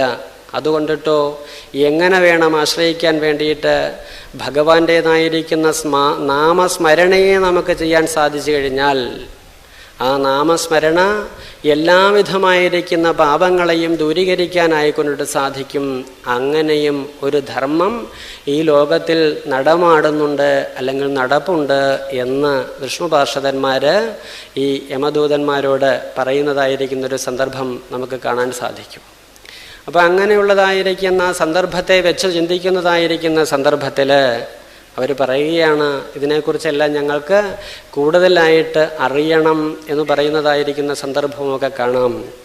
വീണ്ടും ഇവരുടേതായിരിക്കുന്ന വാദപ്രതിവാദങ്ങളെല്ലാം നടക്കുന്നുണ്ട്. ശേഷം ഭഗവാന്റേതായിരിക്കുന്ന നാമസ്മരണയെ ദ്യോതിപ്പിക്കുന്നതായിരിക്കുന്ന സന്ദർഭങ്ങളെല്ലാം ഇവർ തമ്മിൽ പറയുന്ന സന്ദർഭത്തിൽ പറയുന്നുണ്ട്, ഈ ധർമ്മത്തെ പൂർണ്ണമായിട്ടും അറിഞ്ഞവർ അധികം ആൾക്കാരില്ല. വളരെ കുറച്ച് ആൾക്കാർ മാത്രമാണ് ഈ ഭാഗവത ധർമ്മത്തെ വേണ്ട തരത്തിൽ മനസ്സിലാക്കിയിട്ടുള്ളവരായിട്ട് ഈ ലോകത്തിലുള്ളത്. പ്രഹ്ലാദൻ, നാരദൻ, അതുപോലെ തന്നെ യമധർമ്മരാജാവ്, അങ്ങനെയുള്ളതായിരിക്കുന്ന ചില ആൾക്കാർ മാത്രമേ ഈ ലോകത്തിൽ, അതുപോലെ തന്നെ ശിവൻ, അങ്ങനെ കുറച്ച് ആൾക്കാർ മാത്രമാണ് ഇതിനെ വേണ്ട തരത്തിൽ മനസ്സിലാക്കിയിട്ടുള്ളത് എന്ന് പറയുന്നത്. അപ്പോൾ അവരുടെ പ്രഹ്ലാദൻ്റെ ചരിത്രമായാലും അതുപോലെ തന്നെ ഭാഗവതത്തിൽ എത്രയോ ഭാവങ്ങൾ നമുക്ക് കാണാം. ഈ ഭാഗവതത്തിൻ്റേതായിരിക്കുന്ന ധർമ്മത്തെ ഉൾക്കൊണ്ടുകൊണ്ടിട്ട് അതിൻ്റേതായിരിക്കുന്ന ഭാവസംശുദ്ധിയോട് കൂടിയിട്ട് ജീവന്മാർ അതിൻ്റേതായിരിക്കുന്ന ഈ പാരാവാരം, സംസാരത്തിൻ്റേതായിരിക്കുന്ന പാരാവാരം കടന്നിട്ടുള്ളതായിരിക്കുന്ന ധാരാളം സാഹചര്യങ്ങൾ നമുക്ക് കാണാനായിക്കൊണ്ടിട്ട് സാധിക്കുന്നുണ്ട്. അപ്പം അങ്ങനെയുള്ളതായിരിക്കുന്ന സാഹചര്യങ്ങളെയെല്ലാം വേണ്ട തരത്തിൽ ഇവിടെ വർണ്ണിക്കുന്നതായിരിക്കുന്ന സന്ദർഭത്തിൽ ഇവർ തമ്മിൽ നടക്കുന്നതായിരിക്കുന്ന സംവാദമെല്ലാം ഈ മരണശയ്യയിൽ കിടക്കുന്നതായിരിക്കുന്ന അജാമിളൻ കേൾക്കുകയാണ്. കേൾക്കുന്നതായിരിക്കുന്ന സന്ദർഭത്തിൽ അദ്ദേഹം ജീവിതത്തിൽ ചെറുപ്പകാലങ്ങളിൽ അനുഷ്ഠിച്ചു വച്ചിട്ടുള്ളതായിരിക്കുന്ന സാഹചര്യങ്ങളെല്ലാം ഓർക്കാനായിക്കൊണ്ടിടയാവുകയാണ്. ഓർക്കുന്നതായിരിക്കുന്ന സന്ദർഭത്തിൽ അദ്ദേഹം ചിന്തിക്കുകയാണ്, കഷ്ടം, എൻ്റേതായിരിക്കുന്ന ഈ മനുഷ്യജന്മം എത്ര മഹത്തരമായിട്ടുള്ളതാണ്. ആ മനുഷ്യജന്മത്തിൽ ഞാൻ വേദശാസ്ത്രങ്ങൾ വേണ്ട തരത്തിൽ പഠിക്കാൻ എനിക്ക് സാഹചര്യമുണ്ടായിട്ടുണ്ട്. അച്ഛനമ്മമാരെയുമൊക്കെ വേണ്ട തരത്തിൽ ശുശ്രൂഷിക്കാനുള്ളതായിരിക്കുന്ന സാഹചര്യങ്ങളുണ്ടായിട്ടുണ്ട്. ഗുരുജനങ്ങളെയും വൃദ്ധജനങ്ങളെയും എല്ലാം സേവിക്കാനുള്ളതായിരിക്കുന്ന സാഹചര്യങ്ങളുണ്ടായിട്ടുണ്ട്. അതുപോലെ തന്നെ എല്ലാവരിലും അന്തര്യാമിയായിരിക്കുന്ന ഭഗവാൻ തന്നെയാണ് ഇവരിലൂടെയെല്ലാം എനിക്ക് സാമീപ്യത്തെ തന്നിട്ടുള്ളത്, ഈ ജനങ്ങളിലൂടെയെല്ലാം എന്നും മനസ്സിലാക്കാനായിക്കൊണ്ട് എനിക്ക് സാധിച്ചിട്ടുണ്ട്. എന്തേ എനിക്ക് ഈദൃശമായിരിക്കുന്നൊരു സന്ദർഭത്തിലേക്ക് വരേണ്ടതായിട്ട് വന്നത്? കഷ്ടം കഷ്ടം എന്ന് ഈ സന്ദർഭത്തിൽ ആ ബ്രാഹ്മണൻ ചിന്തിക്കുകയാണ്. അപ്പം ചിന്തിക്കുന്നതോടൊപ്പം തന്നെ അദ്ദേഹം വിചാരം ചെയ്യുന്നുണ്ട്, ഇതിനെല്ലാം കാരണമായിരിക്കുന്നത് മായയുടേതായിരിക്കുന്ന ഒരു ശക്തി സ്ത്രീ രൂപത്തിൽ ആ മായയുടേതായിരിക്കുന്ന പ്രവർത്തനം വരികയും അതിലേക്ക് എൻ്റെ മനസ്സ് കാമവാസനകളിലൂടെ അല്ലെങ്കിൽ തന്നിലുള്ളതായിരിക്കുന്ന ഒരു വാസന വിജൃംഭിച്ച് പോവുകയും ചെയ്തതിൻ്റെ ഫലമായിട്ട് ഒരു കുരങ്ങനെ പോലെ ആ ക്രീഡാമൃഗം എന്നെ ഇത്ര കാലം ക്രീഡിപ്പിച്ചുവല്ലോ ഭഗവാനെ എന്ന് ചിന്തിക്കുകയാണ്. അപ്പം അങ്ങനെയുള്ളതായിരിക്കുന്ന ക്രീഡയിൽപ്പെട്ടതായിരിക്കുന്ന എനിക്ക് ഇനിയെങ്കിലും അതിൽ നിന്ന് മുക്തി ഉണ്ടാവണം എന്ന് അദമ്യമായിട്ട് ആഗ്രഹിക്കുകയും ഭഗവാനോട് അതിനു വേണ്ടിയിട്ട് പ്രാർത്ഥനയെ ചെയ്യുകയും ചെയ്യുന്നുണ്ട്. അപ്പം അങ്ങനെ ചെയ്യുന്നതോട് കൂടിയിട്ട് താൻ ചെയ്തതായിരിക്കുന്ന ഓരോ തെറ്റുകളും അത് തന്നെ നല്ല വഴിയിലേക്ക് നയിക്കാനുള്ളതായിരിക്കുന്ന സാഹചര്യങ്ങളാണെന്ന് ആ ബ്രാഹ്മണൻ മനസ്സിലാക്കുന്നു. അല്ലാതെ തെറ്റ് ചെയ്തു ഇനി രക്ഷയില്ല എന്നുള്ള ഭാവനയോട് കൂടിയിട്ട് പോവാതെ ആ തെറ്റിൽ നിന്ന് പാഠങ്ങൾ ഉൾക്കൊണ്ടുകൊണ്ടിട്ട് വീണ്ടും സുദൃഢമായിരിക്കുന്ന തന്നെ രൂഢമൂലമായിരിക്കുന്ന ആത്മഭാവത്തിലേക്ക് തിരിച്ചു വരാനുള്ളതായിരിക്കുന്ന ഭക്തിഭാവത്തിലേക്ക് തിരിച്ചു വരാനുള്ളതായിരിക്കുന്ന സന്ദർഭം ആ ബ്രാഹ്മണനുണ്ടായി. വീണ്ടും എന്തു ചെയ്തു? ഇനി ഞാൻ ഈശ്വരാഭിമുഖമായിട്ടുള്ള അന്ധഃകരണവാനായിട്ട് തീരുന്നു എന്നുള്ള സങ്കല്പത്തെ ചെയ്യുകയും ഹരിദ്വാരത്തിൽ പോയിട്ട് ഭഗവാന്റേതായിരിക്കുന്ന നാമസ്മരണയെ ചെയ്തുകൊണ്ട് വർദ്ധിക്കുകയും അങ്ങനെ ഭഗവതൈക ശരണനായിട്ട് തൻ്റേതായിരിക്കുന്ന ശരീരത്തെ ഗംഗാനദിയിൽ ഉപേക്ഷിക്കുകയും ചെയ്യുകയാണ് ആ ബ്രാഹ്മണൻ ചെയ്യുന്നത്. അതിനുശേഷം വിഷ്ണു പാർഷദന്മാരോട് കൂടിയിട്ട് അദ്ദേഹം എങ്ങോട്ട് പോയി? ആ വിഷ്ണു ലോകത്തേക്ക് സഞ്ചരിച്ചു എന്നാണ് കഥയായിട്ട് നമ്മളോട് പറഞ്ഞു തന്നിട്ടുള്ളത്. അപ്പം അതിൽ നിന്നും നമുക്ക് എന്ത് മനസ്സിലാക്കാനായിക്കൊണ്ടിട്ട് സാധിക്കുന്നുണ്ട്? ഈ കഥയിൽ നിന്നും ഭഗവാന്റേതായിരിക്കുന്ന നിത്യസാന്നിധ്യമാണ് ഈ ലോകത്തിൽ സർവത്ര വ്യാപ്തമായിരിക്കുന്നത് എന്ന് സുദൃഢമായിട്ട് മനസ്സിലാക്കുക എന്നുള്ളതാണ് നമുക്ക് ഓരോരുത്തർക്കും ചെയ്യാനായിട്ടുള്ളത്. സദാ ഭക്തിയാമാം അഭിജാനാതി എന്ന് പറയും. ഭക്തി കൊണ്ട് മാത്രമേ എന്നെ അറിയാനായിക്കൊണ്ടിട്ട് സാധിക്കുകയുള്ളൂ എന്ന് ഭഗവാൻ പറയുന്നുണ്ട്. എന്താണ് പറയാൻ കാരണം? ഭക്തി അത്ര കഷ്ടതരമായിട്ടുള്ള കാര്യമല്ല. ജ്ഞാനത്തിലേക്ക് അല്ലെങ്കിൽ ജീവിത ബ്രഹ്മഭാവത്തിലേക്ക് നമുക്ക് സഞ്ചരിക്കാനുള്ള സുഗമമായിരിക്കുന്ന ഒരു വഴിയാണ് ഭക്തി എന്ന് പറയുന്നത്. അല്ലാതെ ഭക്തിയും ജ്ഞാനവും അതുപോലെ തന്നെ യോഗവും ഇങ്ങനെ വിവിധ തരത്തിലുള്ളതായിരിക്കുന്ന വൈപരീത്യങ്ങളെക്കുറിച്ച് നമ്മളവിടെ ചിന്തിക്കേണ്ടതായിട്ട് തന്നെ ഇല്ല. ജീവന്മാരിൽ അന്തര്യാമി രൂപേണ വർത്തിക്കുന്നതായിരിക്കുന്ന ആ ഭാവത്തെ ദ്യോതിപ്പിക്കാൻ നമുക്ക് തിരഞ്ഞെടുക്കാവുന്ന ഒരു വഴി. ഭക്ഷണം പാകം ചെയ്യുന്നതായിരിക്കുന്ന സന്ദർഭത്തിൽ ഒരേ വിഭവങ്ങൾ തന്നെ വിവിധ തരത്തിലാണ് അമ്മമാർ പാകം ചെയ്യുക. എന്താണ് കാരണം? അത് ഒരു തരത്തിൽ കഴിക്കുന്നതായിരിക്കും ഒരു കൂട്ടർക്കിഷ്ടം, മറ്റൊരു തരത്തിൽ കഴിക്കുന്നതായിരിക്കും മറ്റൊരു ആൾക്കിഷ്ടം. അപ്പം അങ്ങനെ ഏതെല്ലാം തരത്തിലാണോ വൈപരീത്യമുള്ളത് ആ വൈപരീത്യത്തെ മനസ്സിലാക്കിയിട്ട് ആ മാതൃത്വം ആ തരത്തിൽ അത് പാകം ചെയ്ത് കൊടുക്കുന്നതും അത് അവരശിക്കുന്നതുമായിട്ട് നമുക്ക് കാണാം. അതുപോലെ നമ്മളുടെ ബുദ്ധിക്ക് ഉൾക്കൊള്ളാൻ തക്ക തരത്തിലുള്ളതായിരിക്കുന്ന ശാസ്ത്രങ്ങളായിട്ട് വിവിധ തരത്തിൽ ഇതിനെ കൽപ്പിച്ചിരിക്കുന്നു എന്ന് മാത്രമാണ് നമ്മൾ മനസ്സിലാക്കേണ്ടത്. അല്ലാതെ ഭക്തി ഒന്ന് വേറെ, ജ്ഞാനമൊന്ന് വേറെ, യോഗമൊന്ന് വേറെ, കർമ്മമൊന്ന് വേറെ എന്നുള്ള തരത്തിൽ നമ്മൾ അവയെ വ്യവച്ഛേദിക്കേണ്ടതായിരിക്കുന്ന കാര്യം ഇല്ല എന്ന് ഈ സന്ദർഭത്തിൽ നമുക്ക് മനസ്സിലാക്കാനായിക്കൊണ്ടിട്ട് സാധിക്കണം. വീണ്ടും നമുക്ക് നോക്കാം, ആ ഭഗവാന്റേതായിരിക്കുന്ന സാന്നിധ്യം എങ്ങനെയാണ് നമ്മൾ ഓരോരുത്തരിലും എവിടെയാണ് കുടികൊള്ളുന്നത് എന്ന് നോക്കുക. ഹൃദയ ഗുഹയിലാണ് ബ്രഹ്മവിദ ആപ്നോതി പരം എന്ന് ശാസ്ത്രം പറയും. ബ്രഹ്മത്തെ അറിഞ്ഞയാൾ പരമമായിട്ടുള്ള ഭാവത്തെ ആപ്നോതി പ്രാപിക്കുന്നു എന്ന് പറയും. അപ്പം അങ്ങനെയുള്ളതായിരിക്കുന്ന പരമപദത്തിലേക്ക് നമ്മളെ കൊണ്ടുപോകുന്നതായിരിക്കുന്ന ബ്രഹ്മജ്ഞാനം, ഈശ്വരജ്ഞാനം, അതിൻ്റെ സ്വരൂപം എന്താണ് എന്ന് ചിന്തിക്കേണ്ടതാണ്. സത്യം ജ്ഞാനം അനന്തം ബ്രഹ്മ യോ വേദനിഹിതം ഗുഹായാം പരമേ വ്യോമൻ എന്ന് പറയും. സത്യവും ജ്ഞാനവും അനന്തവുമാണ് ബ്രഹ്മത്തിൻ്റെതായിരിക്കുന്ന സ്വരൂപം എന്ന് പറയുക. എന്താണ് സത്യം? നമ്മളെല്ലാവരും സത്യവാന്മാരും സത്യവതികളുമാണ്, അല്ലെങ്കിൽ സത്യത്തെ പരിപാലിക്കാൻ ആഗ്രഹിക്കുന്നവരും പരിപാലിക്കുന്നവരുമാണ്. എങ്കിലും സത്യത്തിൻ്റെ സ്വരൂപം എന്താണ് എന്ന് ചോദിച്ചു കഴിഞ്ഞാൽ അത് സത്യസ്വരൂപനോട് തന്നെ ചോദിക്കണം എന്ന് ചിലപ്പോൾ നമുക്ക് പറയേണ്ടതായിട്ട് വരും. അതിനെക്കുറിച്ച് ശരിയായ ഒരു ബോധം പലർക്കും ഇല്ല എന്നർത്ഥം. ത്രിഷു അപി കാലേഷു ന വ്യഭിചരതി തത് സത്യം.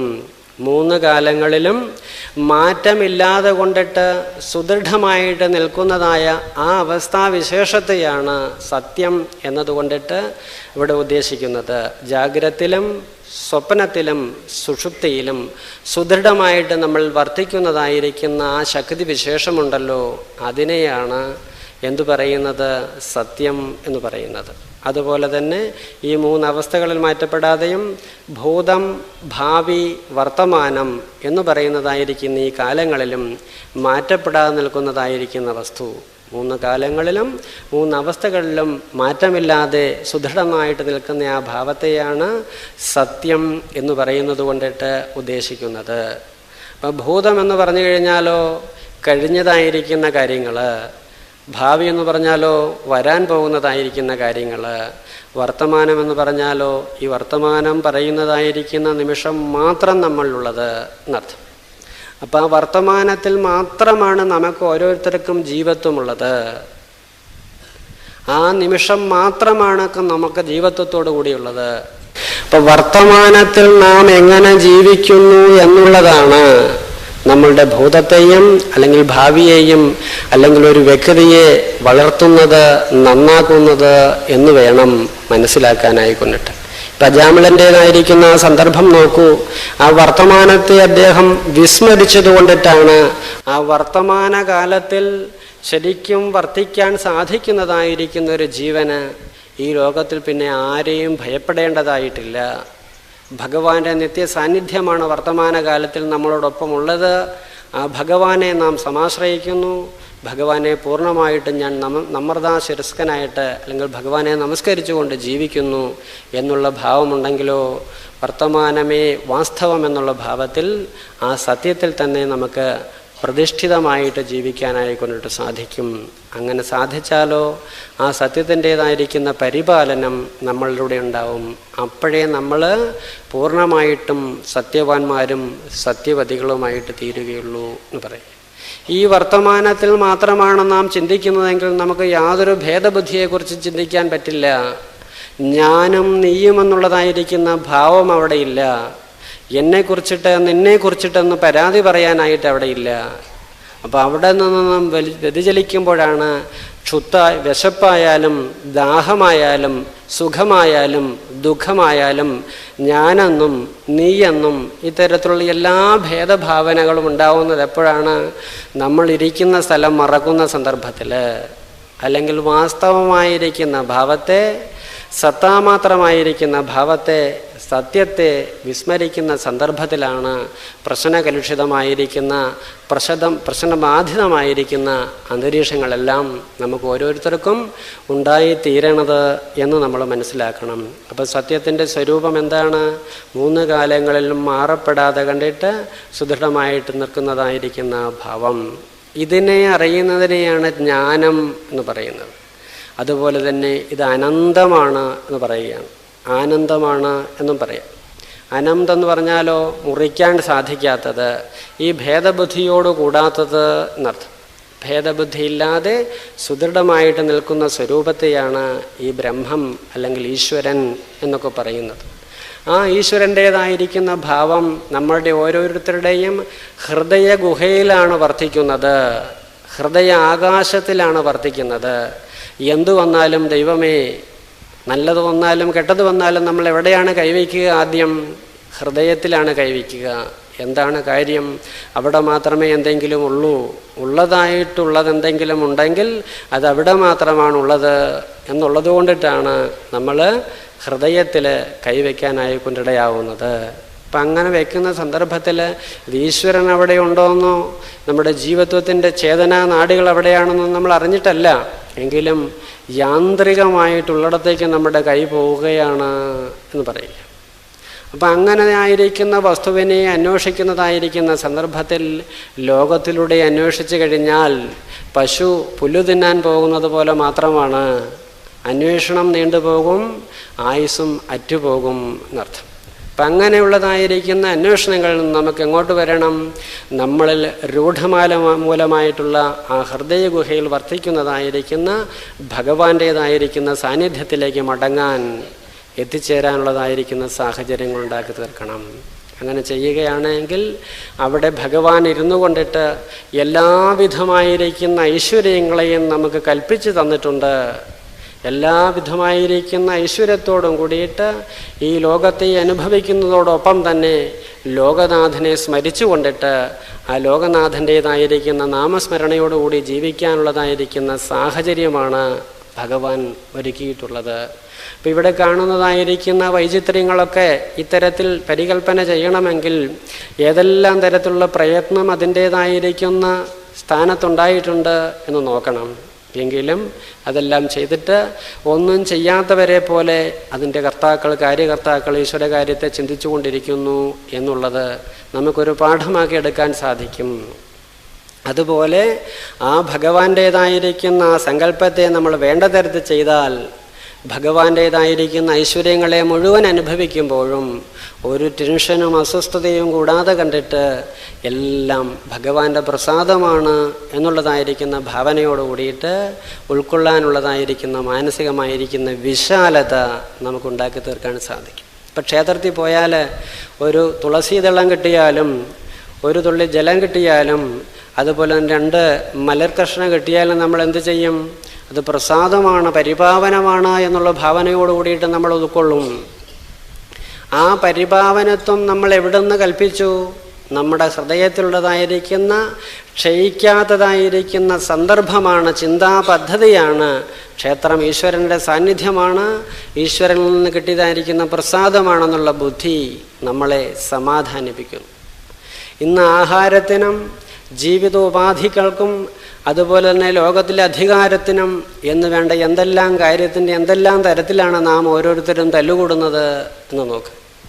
നമ്മൾ ചെയ്യുന്നത് ഈശ്വരകാര്യമാണെന്നുള്ള സങ്കല്പം, നമുക്ക് കിട്ടിയിട്ടുള്ളതായിരിക്കുന്ന ജീവിതം ഈശ്വരൻ്റേതായിരിക്കുന്ന അനുഗ്രഹമാണ്, ഭഗവാന്റെ മുഹൂർത്തങ്ങളാണ് നമ്മൾ ജീവിക്കുന്ന ഓരോ മുഹൂർത്തങ്ങളുമെന്നും ചിന്തിക്കാത്തതായിരിക്കുന്ന ശരിക്കും അജാമിളനെ പോലെയുള്ളതായിരിക്കുന്ന ചിന്തയല്ലേ നമ്മളെ കാട് കയറാനായിട്ട് വിടുന്നത്, അല്ലെങ്കിൽ ഇത്തരത്തിൽ നമ്മളെ കൊണ്ടുപോകുന്നത് എന്ന് ചിന്തിച്ചു നോക്ക്.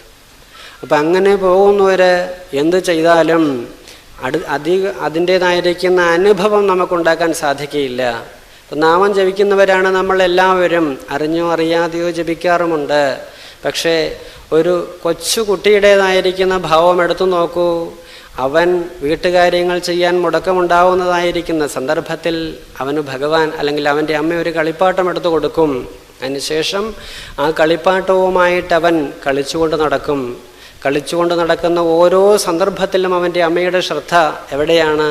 അവൻ്റെ ഉത്കർഷത്തിൽ, അവൻ്റെ സഞ്ചാരത്തിൽ, അവൻ്റേതായിരിക്കുന്ന പ്രവൃത്തിബദ്ധത്തിലെല്ലാം ഉണ്ടെങ്കിലും അതോടൊപ്പം ഗൃഹകൃത്യങ്ങളൊക്കെ കൃത്യമായിട്ട് നിർവഹിക്കുകയും ചെയ്യും.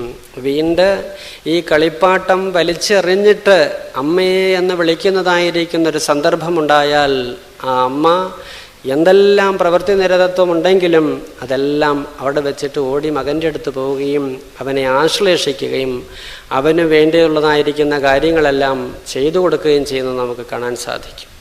ഇപ്പോൾ 90 വയസ്സുള്ള ഒരാളാണെങ്കിലും അമ്മയെ എന്ന് വിളിക്കാറുണ്ട്. അതുപോലെ തന്നെ ബാലന്മാരായാലും അമ്മയെന്ന് വിളിക്കാറുണ്ട്. ബാലനെ ഇത്തരത്തിൽ അമ്മ സംരക്ഷിക്കണു.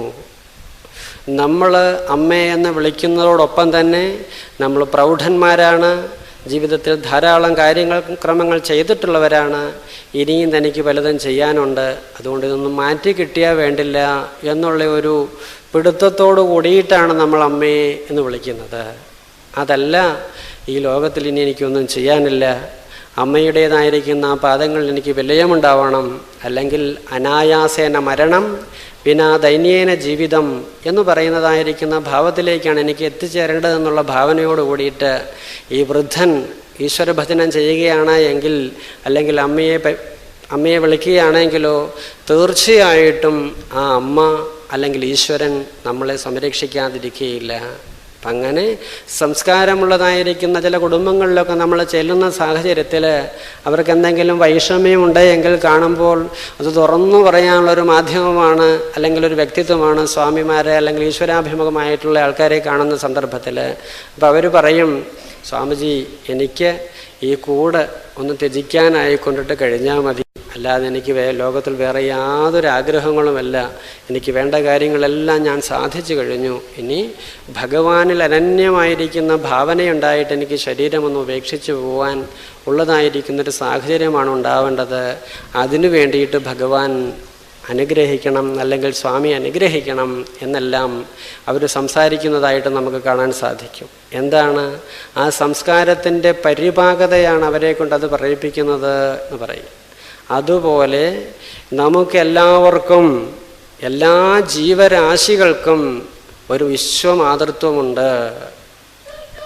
ആ മാതൃത്വത്തെ നമുക്ക് ഉൾക്കൊള്ളാനായിക്കൊണ്ടിട്ട് കഴിഞ്ഞാൽ അമ്മയുടെ സംരക്ഷണയിലാണ്, ഈശ്വരൻ്റെ സംരക്ഷണയിലാണ് നാം ഓരോരുത്തരും കഴിയണത് എന്നുള്ളതായിരിക്കുന്ന ഭാവം.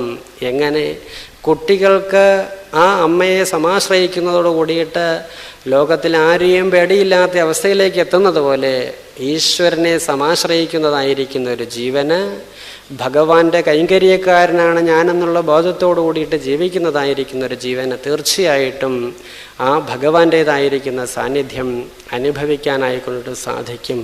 അത് പൂർവജന്മങ്ങളിൽ അല്ലെങ്കിൽ ചെറുപ്പകാലങ്ങൾ ചെയ്തിട്ടുള്ളതായിരിക്കുന്ന ആ ജീവിതചര്യയിൽ നിന്നും ഉൾക്കൊണ്ടതുകൊണ്ടിട്ടാണ് യജാബിളം ബ്രാഹ്മണന് വൈകിവേളയിൽ അത് ഉദിക്കാനും അങ്ങനെ ഈശ്വരനിൽ വിലയം പ്രാപിക്കാനായിക്കൊണ്ട് സാധിച്ചത്. അതുപോലെ നമുക്കും ഒന്നും വൈകിട്ടില്ല, ഒന്നും വിട്ടുകളയേണ്ടതായിട്ടുമില്ല. എല്ലാം ചെയ്തുകൊണ്ട്, എല്ലാം അനുഭവിച്ചു കൊണ്ടിട്ട് ഭഗവാന്റേതായിരിക്കുന്ന ആ നാമം സുദൃഢമായിരിക്കുന്ന സങ്കല്പത്തോടു കൂടിയിട്ട് എല്ലാം അവിടെ നിന്നാണെന്നുള്ള ഭാവനയോട് കൂടിയിട്ട് ജപിക്കാൻ സാധിച്ചാൽ തീർച്ചയായിട്ടും അപ്പം തൊട്ടിട്ട് ക്ഷണമാത്രം കൊണ്ടിട്ട് നമുക്ക് ആ സാന്നിധ്യത്തെ അനുഭവിക്കാനായിക്കൊണ്ടിട്ട് സാധിക്കും എന്നുള്ളതാണ് പരമമായിരിക്കുന്ന വസ്തുത. അങ്ങനെ നോക്കുന്ന സന്ദർഭത്തിൽ ഈ ഹൃദയഗുഹയിൽ ഇരിക്കുന്നതായിരിക്കുന്ന ആ സാന്നിധ്യമുണ്ടല്ലോ ഭഗവാന്റെ, അതിനെയാണ് നമ്മൾ ദ്യോതിപ്പിക്കേണ്ടത്. അത് പ്രകാശിക്കാൻ വേണ്ടിയിട്ടുള്ളതായ ഒരു തിരിയാണ് നമ്മളുടെ ശരീരം. അതിന് ഒഴിക്കാനുള്ളതായിരിക്കുന്ന വാസനകളാണ് അല്ലെങ്കിൽ ശക്തി വിശേഷമാണ് ഈദൃശമായിരിക്കുന്ന സാഹചര്യങ്ങളിൽ നിന്ന് നമുക്ക് ഉണ്ടാക്കി തീർക്കേണ്ടത്. അങ്ങനെ ഭഗവൻ നാമം അല്ലെങ്കിൽ സർവത്ര മദ്ഭാവ വിചക്ഷണത്വം എന്ന് പറയും ഭാഗവതത്തിൻ്റെ ഭാഷയിൽ പറഞ്ഞാൽ. ഭഗവാന്റേതായിരിക്കുന്ന ദർശനം എല്ലായിടത്തും ഉണ്ടാക്കി തീർക്കാനായിട്ടുണ്ട് കഴിയുന്നതായിരിക്കുന്ന അവസ്ഥാവിശേഷം എന്ന് പറയും. അപ്പം നമ്മൾ പറഞ്ഞു ആ ഭഗവാന്റെ സാന്നിധ്യത്തിൽ നിന്നാണ് എല്ലാം ഉണ്ടാവുന്നത് എന്ന്. ഹൃദയഗുഹയിൽ വസിക്കുന്നതായിരിക്കുന്ന ആ ശക്തിയിൽ നിന്ന് ആകാശമുണ്ടായി എന്ന് പറയുക. ആകാശത്തിൽ നിന്ന് വായുവുണ്ടായി, വായുവിൽ നിന്ന് അഗ്നി, അഗ്നിയിൽ നിന്ന് ജലം, ജലത്തിൽ നിന്ന് പൃഥ്വി, പൃഥ്വിയിൽ നിന്ന് ഓഷധികൾ, ഓഷധിയിൽ നിന്ന് അന്നം, അന്നത്തിൽ നിന്ന് ജീവന്മാർ ഭൂതാനി. ഇങ്ങനെയാണ് സൃഷ്ടിയുടേതായിരിക്കുന്ന ക്രമം പറയുന്നത്. അപ്പം ആ സത്താമാത്രമായിരിക്കുന്ന ആ ശക്തിയിൽ നിന്ന് ആകാശമുണ്ടായി, ആകാശത്തിൽ നിന്ന് വായു ഉണ്ടായി, വായുവിൽ നിന്ന് അഗ്നി ഉണ്ടായി എന്ന് പറയും. അപ്പോൾ നമുക്ക് മനസ്സിലാവും വായു എങ്ങനെയാണ് അല്ലെങ്കിൽ ആകാശം എങ്ങനെയാണ് ഇരിക്കുന്നതെന്ന് ചോദിച്ചാൽ നമുക്കുത്തരമില്ല. നമ്മൾ സദാപി അനുഭവിച്ചു കൊണ്ടിരിക്കുന്നതായിരിക്കുന്ന വായുവിൻ്റെ സ്വരൂപം എന്താണെന്ന് ചോദിച്ചാലും നമുക്ക് പറയാനായിക്കൊണ്ട് സാധിക്കുകയില്ല. അപ്പം അങ്ങനെ ഉള്ളതായിരിക്കുന്ന നമ്മളെപ്പോഴും അനുഭവയോഗ്യമാക്കി വെച്ച് അനുഭവിച്ചു കൊണ്ടിരിക്കുന്ന വസ്തുക്കളെക്കുറിച്ച് നമുക്ക് പറയാൻ അറിയില്ല എങ്കിൽ പിന്നെ നമുക്ക് എങ്ങനെ ഈശ്വരനെ കുറിച്ചിട്ട് പറയാൻ സാധിക്കും? അപ്പം ഈശ്വരനെ നമുക്ക് പറയാനുള്ള വസ്തുവോ കേൾക്കാനുള്ള വസ്തുവോ അല്ല, പിന്നെയോ അനുഭവിക്കാനുള്ള വസ്തുവാണ് എന്ന് വേണം ധരിക്കാൻ. ഈ വായുവിനെ നമ്മൾ അനുഭവിക്കുന്നത് പോലെ, ആകാശത്തെ അനുഭവിക്കുന്ന പോലെ, അതിനുപരിയായിരിക്കുന്ന ഭഗവാനെ അനുഭവവേദ്യമാക്കി തീർക്കാനുള്ളതാണ്, പറഞ്ഞു കൊടുക്കാനുള്ളതല്ല എന്ന് പറയും. അപ്പം നമുക്കതിലേക്ക് ഇതിലേ പൊക്കോളൂ എന്ന് മാത്രം പറയാനേ സാധിക്കുകയുള്ളൂ. പോകേണ്ടതോ ഓരോ ജീവന്മാരുടെയും കർത്തവ്യമാണ്. പോകുന്നതോടൊപ്പം ഇതിലെ തന്നെയാണോ പോകേണ്ടത് എന്നുള്ളതായിരിക്കുന്ന സങ്കല്പം നമ്മളിൽ ഉണ്ടായിരിക്കണം. എങ്കിലോ നിത്യവും അനിത്യവുമായിരിക്കുന്ന വസ്തുക്കളെക്കുറിച്ചുള്ളതായിരിക്കുന്ന വിവേകത്തെയാണ്, നിത്യാനിത്യ വസ്തു വിവേകത്തെയാണ് ചിന്തയുണ്ടായിരിക്കണം എന്നതുകൊണ്ട് ഉദ്ദേശിക്കുന്നത്. ആ ചിന്തയോട് കൂടിയിട്ടാണ് നമ്മൾ പോകുന്നത് എങ്കിൽ ആ പോക്ക് എത്തേണ്ടടുത്ത് നമ്മളെ എത്തിക്കും എന്നുള്ളതാണ് വസ്തുത. അപ്പം അങ്ങനെ നോക്കുമ്പോൾ വായു കഴിഞ്ഞിട്ട് അഗ്നി ഉണ്ടായി എന്ന് പറയുകയാണ്.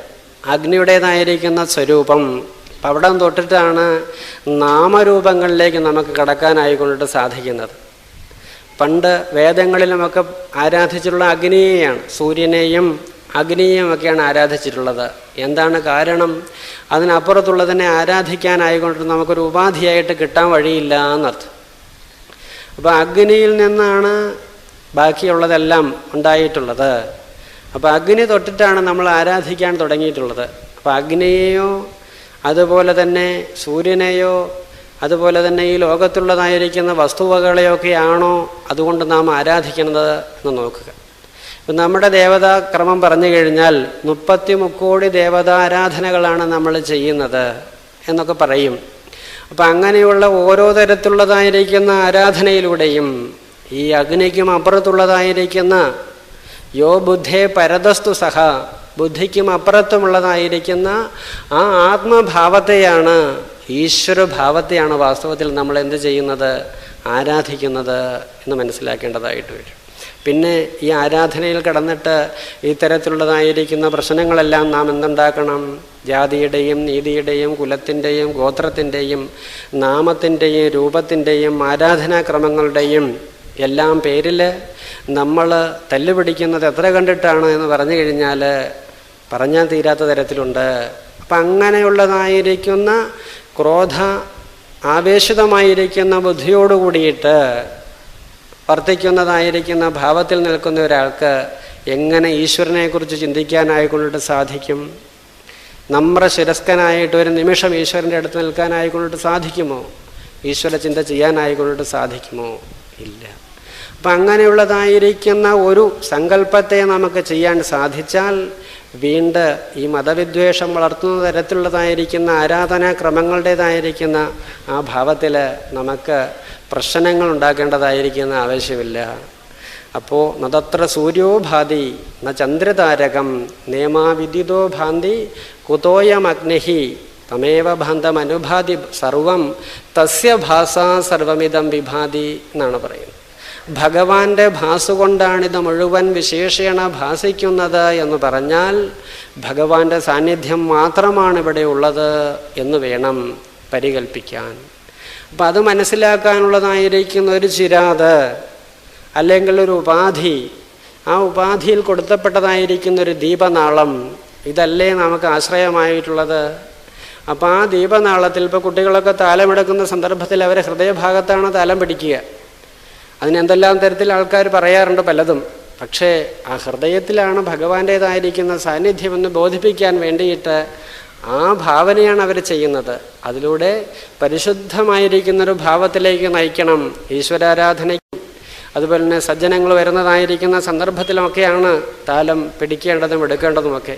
അങ്ങനെ ചെയ്യുന്ന സന്ദർഭത്തിൽ ആ ഈശ്വര ചിന്ത, ആ മഹാത്മാക്കളുടേതായിരിക്കുന്ന മഹിമാവാണ് അവിടെ മുഴച്ചു നിൽക്കുന്നത്.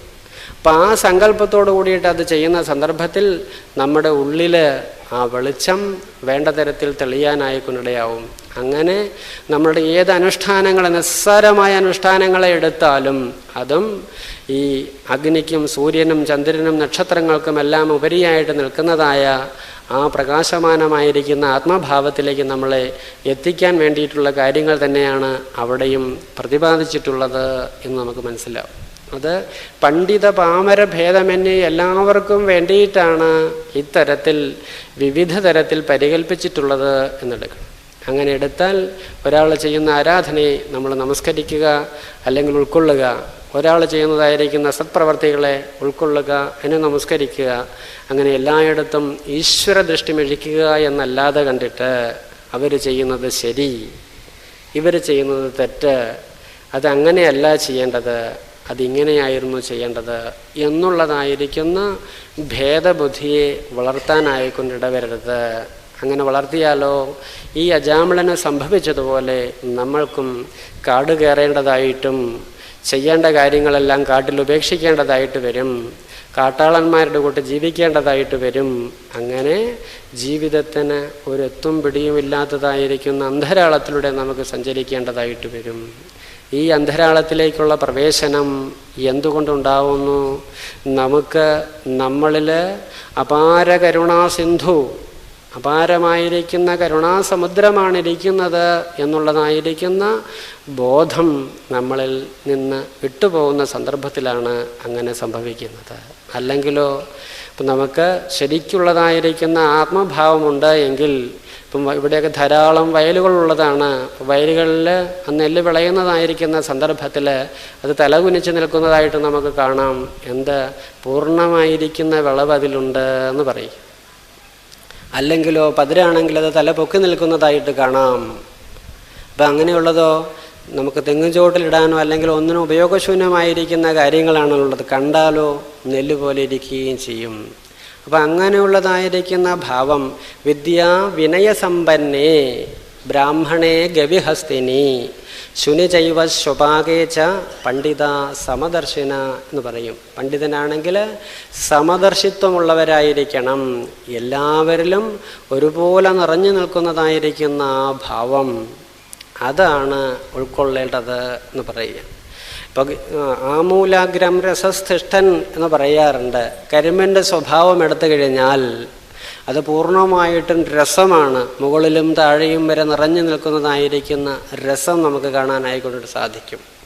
അതുപോലെ നമ്മളിലും നമ്മൾ ഈശ്വര സങ്കല്പത്തോട് കൂടിയിട്ട് പ്രവൃത്തി ചെയ്യുന്ന ഒരാളാണ് എങ്കിൽ നമ്മുടെ ജീവിതം മുഴുവൻ ഭഗവാന്റേതായിരിക്കുന്ന രസ ആസ്വാദനത്തിന് വേണ്ടിയിട്ടുള്ള ഉപാധിയായിട്ട് തീരും. ആ രസത്തെ ആസ്വദിക്കാനായിക്കൊണ്ടിട്ട് സാധിക്കും.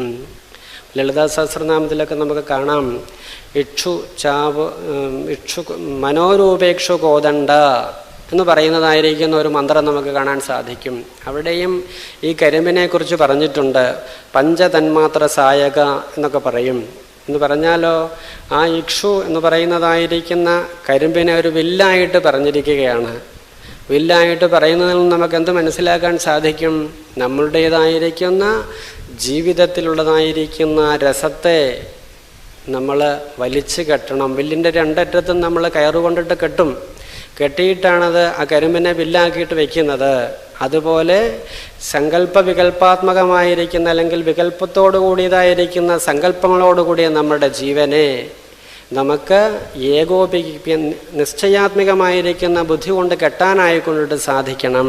അല്ലെങ്കിൽ എനിക്കിനി ചെയ്യാനുള്ളത് ഭഗവത് സേവ മാത്രമാണ് എന്നുള്ള ബോധത്തിൽ ഉറച്ചു നിൽക്കാനുള്ളതായിരിക്കുന്ന കെട്ട് നമുക്ക് കെട്ടാനായിക്കൊണ്ടിട്ട് സാധിക്കണം. അങ്ങനെ വളച്ചു കെട്ടിക്കഴിഞ്ഞാലോ ആ രസത്തെ അനുഭവിക്കാൻ സാധിക്കും.